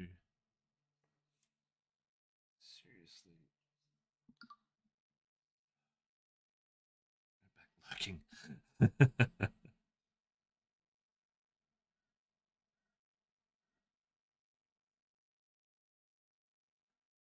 we're just starting to go over that middle section a bit heavier. The contents of this pipe are going to be quite burning. A bit more of that.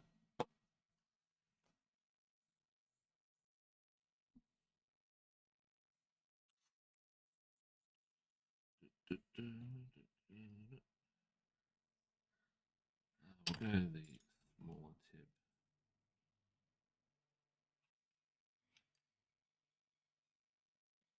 Okay, yeah, we'll start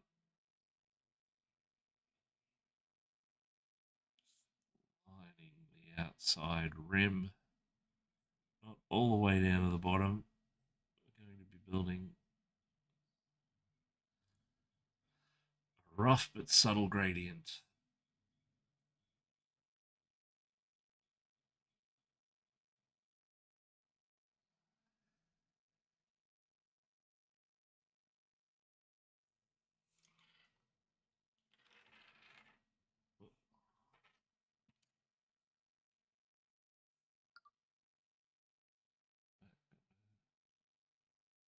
Nice.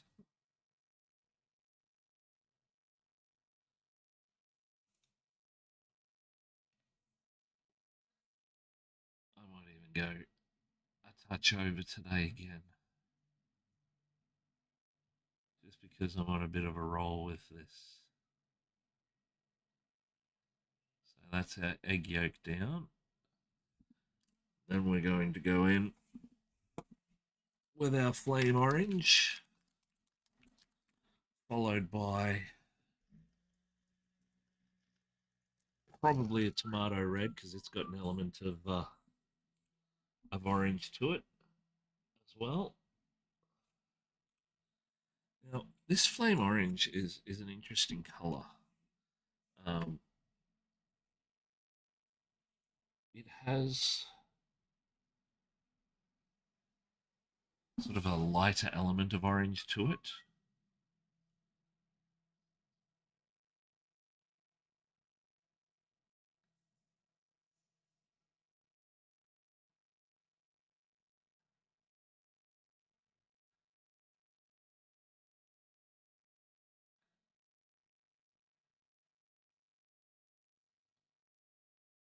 But I think once we add our tomato over the top, it'll bring it in a bit more.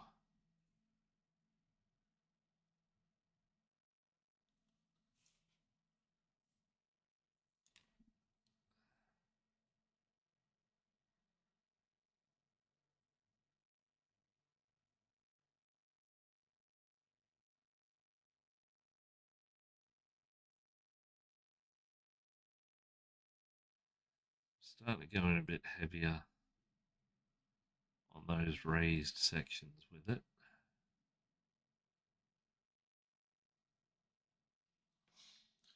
So we can sort of start to establish the burning and burnt areas with this, because we've got this massive lip down the bottom here. We're going to gradient in some of these darker tones just to bounce light. Now, it's okay if you get a little bit of the stuff over the area that you've already painted. We're going to be doing that anyway to an extent with the later colours down the line to force the perspective of the burn.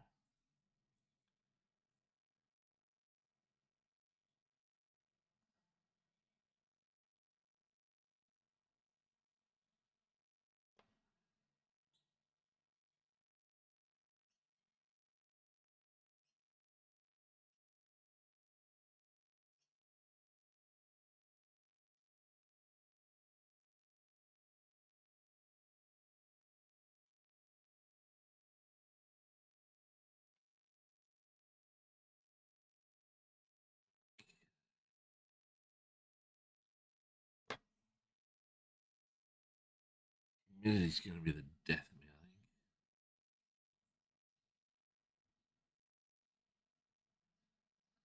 Should start a stream fundraiser by Justin, a dehumidifier. So his paint stopped drying up by the time he gets the brush to model.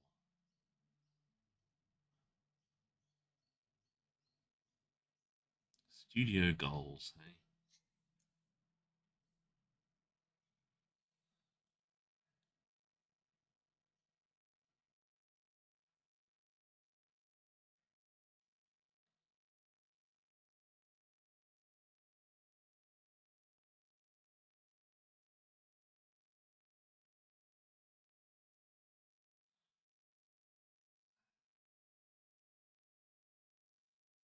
Going for one more pass. This deeper orange on the inside, just to enhance what we've got.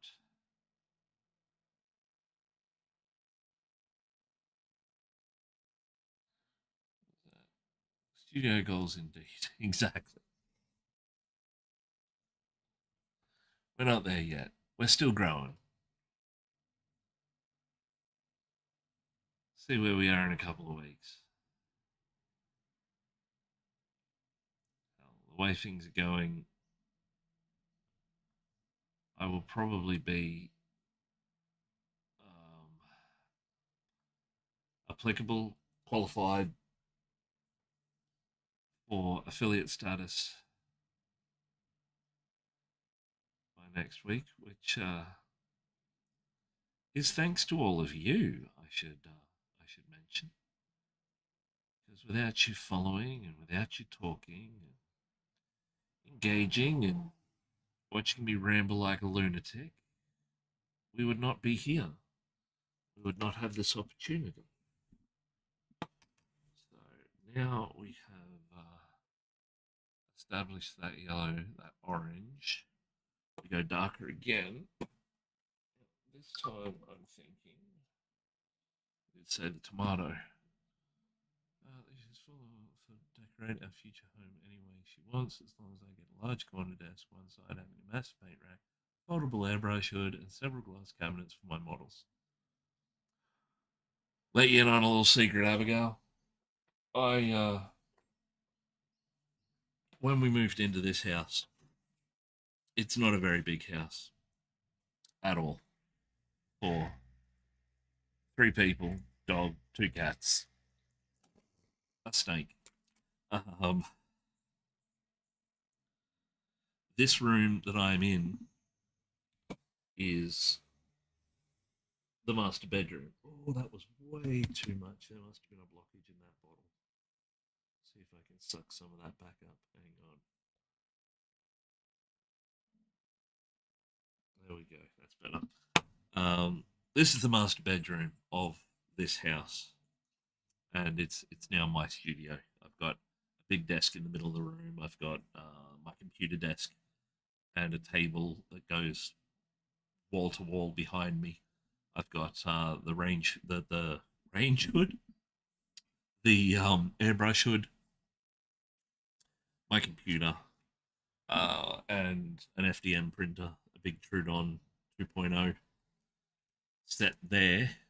And on the other side of the room, I've got another table, or another bunch of tables, where I've got, in order of appearance, my 2 resin printers, my cleaning stuff for the resin printers, a enclosure that has an old printer that I'm looking to rebuild to do ABS stuff, and my photo booth.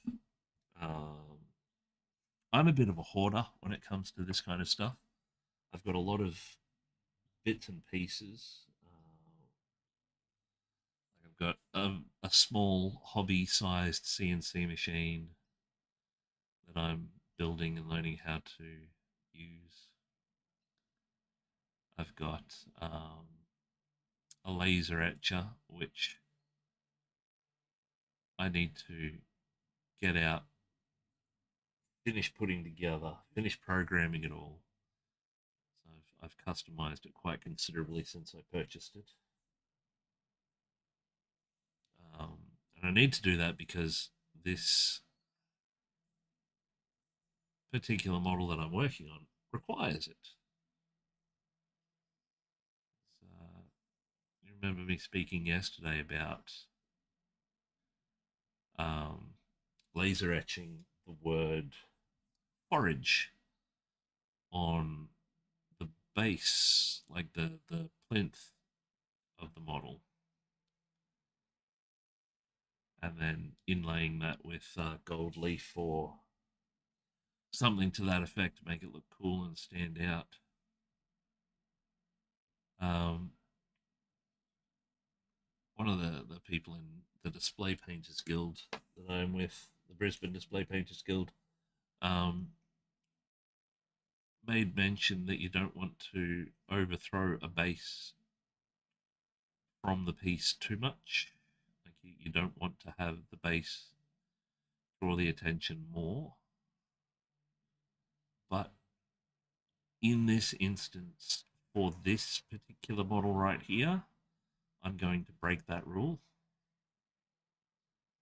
because ultimately the base tells part of the story. Um,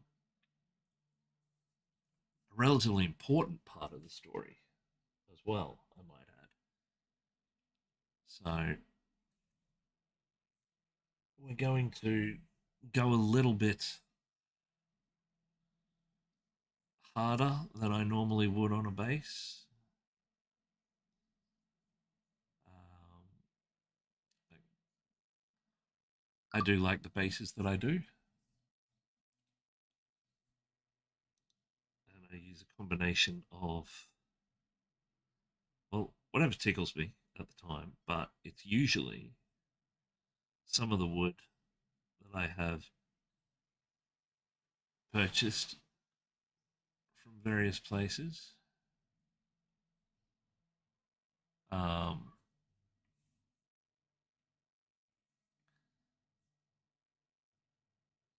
and a 3D words are not working, and a 3D printed surround underneath that, and then the model on top. I usually sort of cut those bits up and print those bits out myself and put them together and make them look pretty, as you've seen on the Instagram. Um, it is something I'd like to do more of, the woodworking side of things, but at this stage, I just don't have the room or the setup. Well, I have most of the setup. I just don't have the room to be able to accommodate at this stage until I get my finger out and start going through the garage and sorting it all out. Our next color, because we've got that really intense red, we're going to go a little bit darker with like a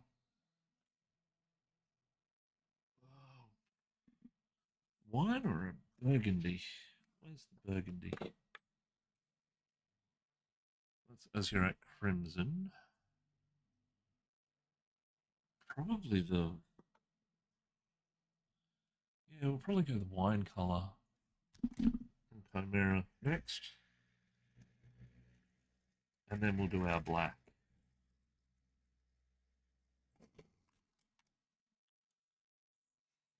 So we got four on Twitch, one on Beam. Those of you who haven't said hello, don't be shy, say hi. Oh, it's 2 o'clock. We're going to continue. We're on a good path with where we are.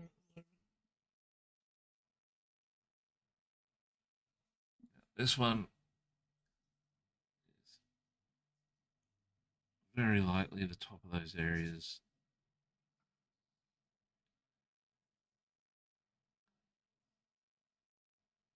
That we've done with our previous colours.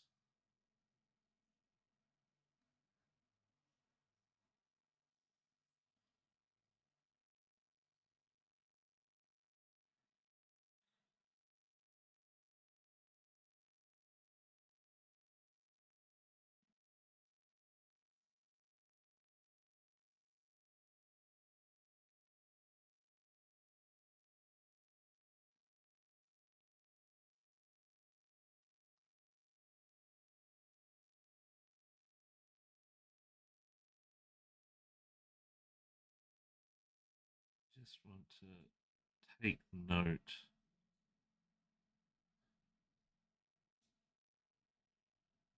where that heat's going to come from as well.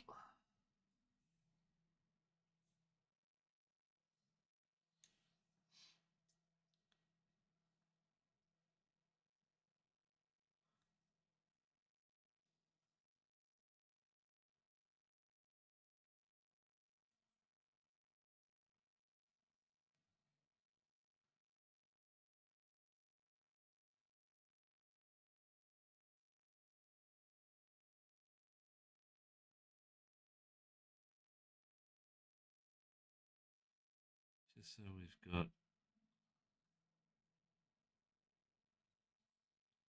a good structure.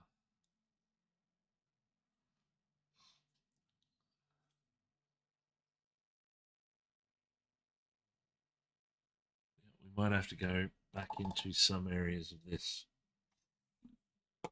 very harshly with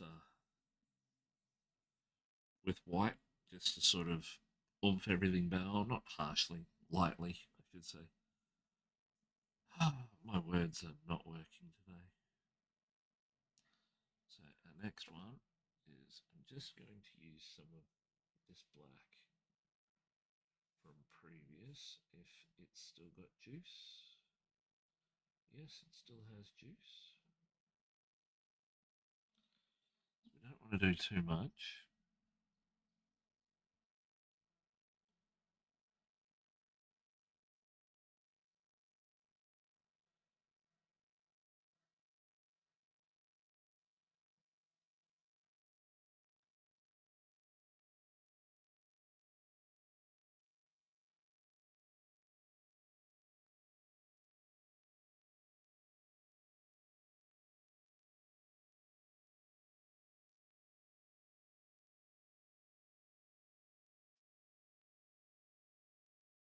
Just lightly dragging it, catching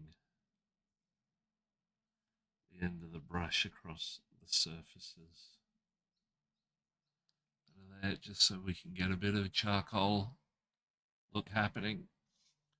And then we will thin down what we were using again.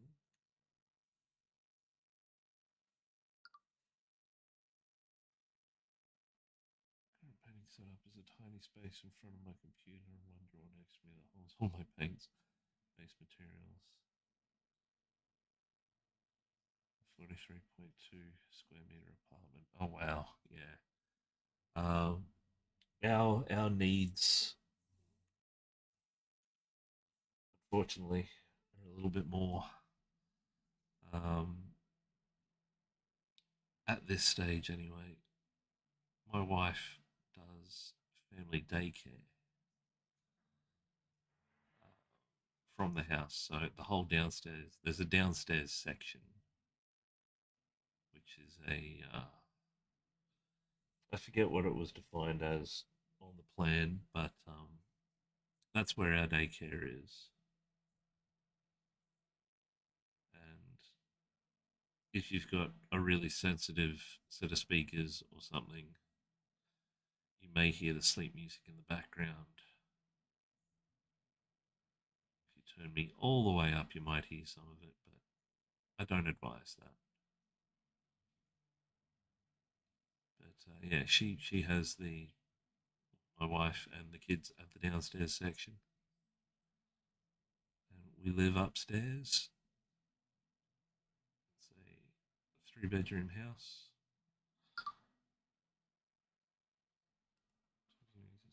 Yeah, it's I don't know what it's like. You said you're in Sweden from memory. Forgive me if I'm wrong, but yeah, I hope looking for a house isn't as bad as it is in Australia because it's shocking here at the moment. It's getting worse by the day.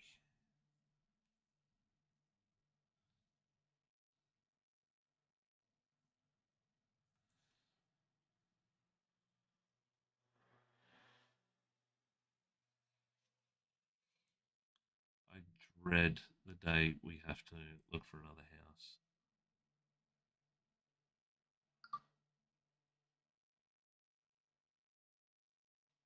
Crazy prices. No availability, crazy prices. Um, Smashy, who's in the chat, who's gone into lurk mode, has just recently had to go through the ordeal of moving house. They're in Victoria, which is a different state to where I am, Queensland. But I would say it's more expensive down there than it is here. This place that we're in is on a double block of land, uh, which is awesome. I'm not knocking that at all, except when I mow it. Um, three bedrooms, single bathroom, single toilet, laundry room, double garage, lounge, dining, and kitchen with sort of a recreation room downstairs, I guess you could call it.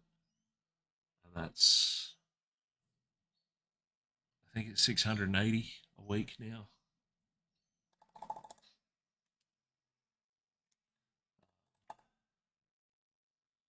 We seem to have a halfway decent real estate and an understanding owner, which is always good. But yeah, one of my friends recently, apostate actually, was looking for a place, and I think they were looking for about, I think they were looking for nearly 12 months. It was insane. So that's where we're at. See, I've darkened that lip a little bit, just waiting on it to dry. And then we'll push a couple of our highlights in per week, 7 days.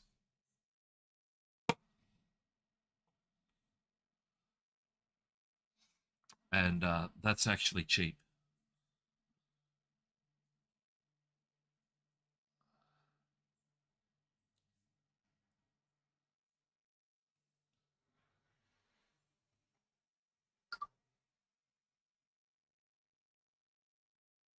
Oh, that's nothing.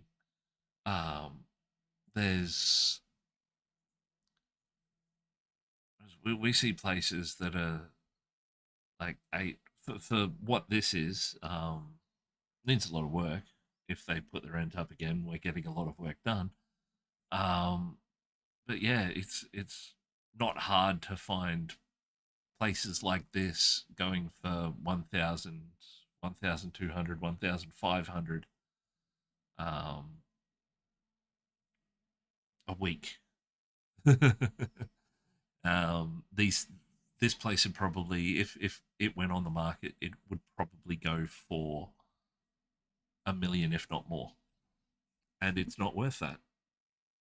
And everyone knows that these houses aren't worth that. It's just the market that we live in, the cost of everything.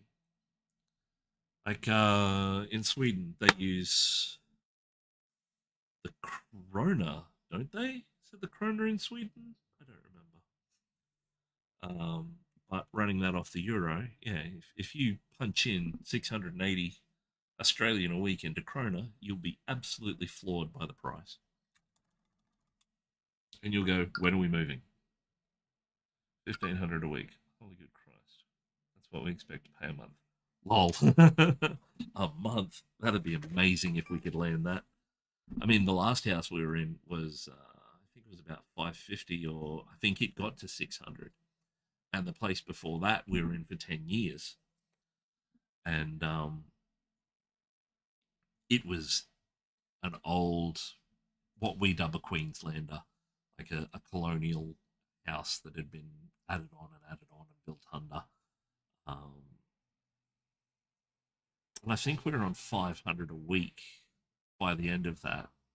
But we started out at 380. And we were there for 10 years. So we got a really good deal on that. Small and dinky and cute. And our son was born there. So there's, unfortunately, it's a hole in the ground now, and they're putting up units. That was a long time ago. That was 8 years ago, almost nine. I think we're pretty solid on that. What do you reckon? Do we need that wide in spots? Gonna do some wide in spots. Otherwise, it's not gonna leave me alone.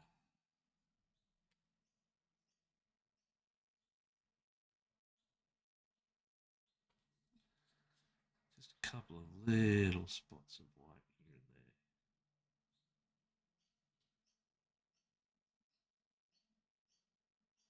Just in the very deepest areas.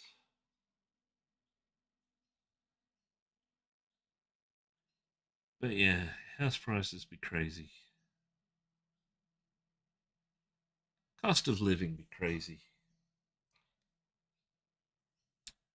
Whole world be crazy.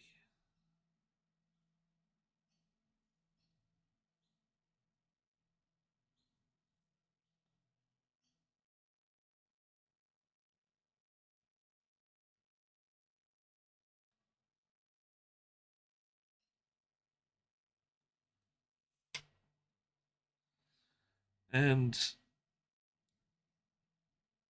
certain people have their way, it's going to get crazy.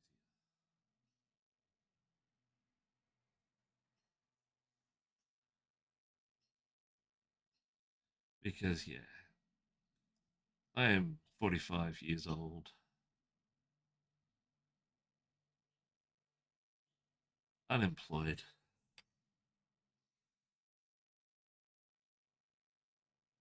due to medical conditions. So, unless they can cure it, which they can't, I may never hold down a job again.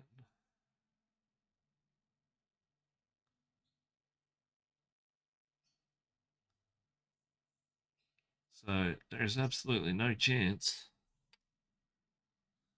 of me ever owning a house, which sucks. But there's not a lot I can do about it, unfortunately. And people in my situation generally fall into the cracks.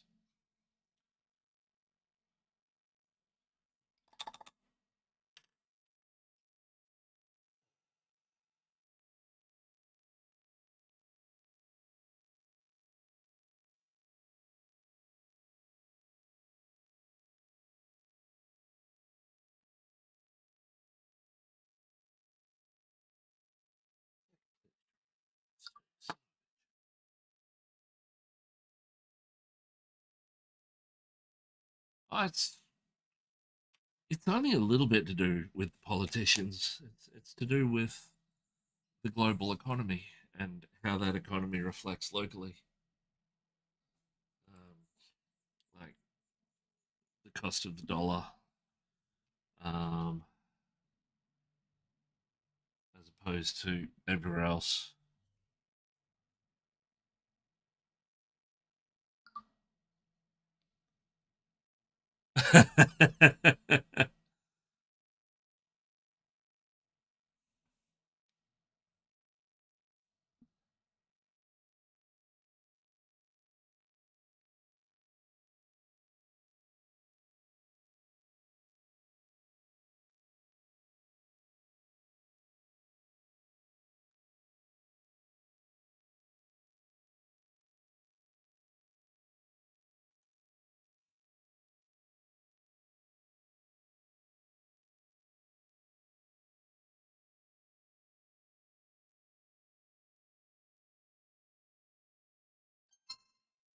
Oh,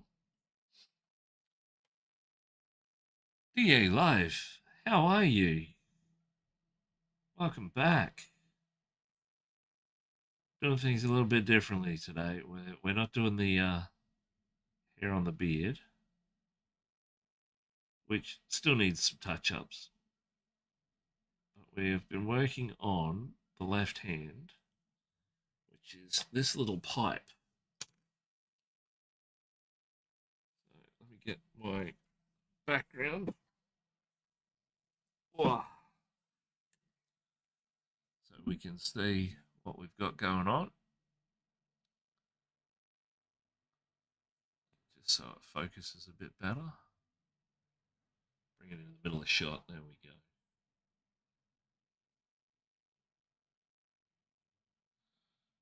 So that's our base area OSL, which once everything's together, we'll be able to pick out and darken more where we need to. Get him off. Put him on the model so you can see. Defing him, as it were. There we go. So that's why we, the other day when we did the eyes, we put the tiniest touch of orange in because we want this to catch in the bottom section of both eyes, just as a soft ambient.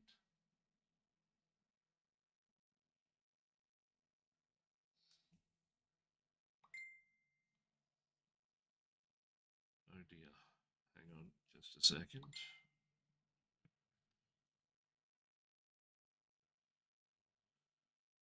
Wait, what? Need more fence. Hang on.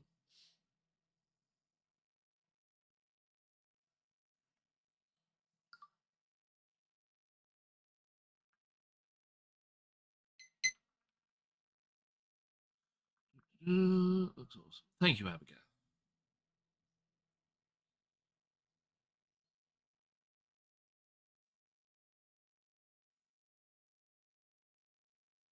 Oh, wow. Okay. So the people that built the fence over the last week or so have missed a giant chunk at the back of the yard. So we'll have to sort that out. Fantastic. More stuff. More money outgoing that we don't have. Fun, fun, fun. Now, does that look lit enough? Woo, lit, yeah. No, does that look right? Let's for a bit, got some stuff to fix before I get stuck in the painting. All good. Have fun. Thank you for stopping by.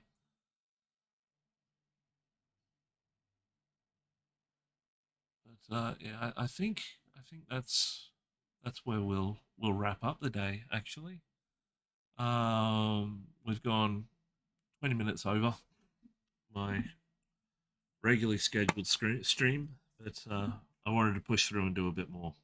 So if you would like to see more of me, check me out. Well, check my work out on Instagram, which is over here.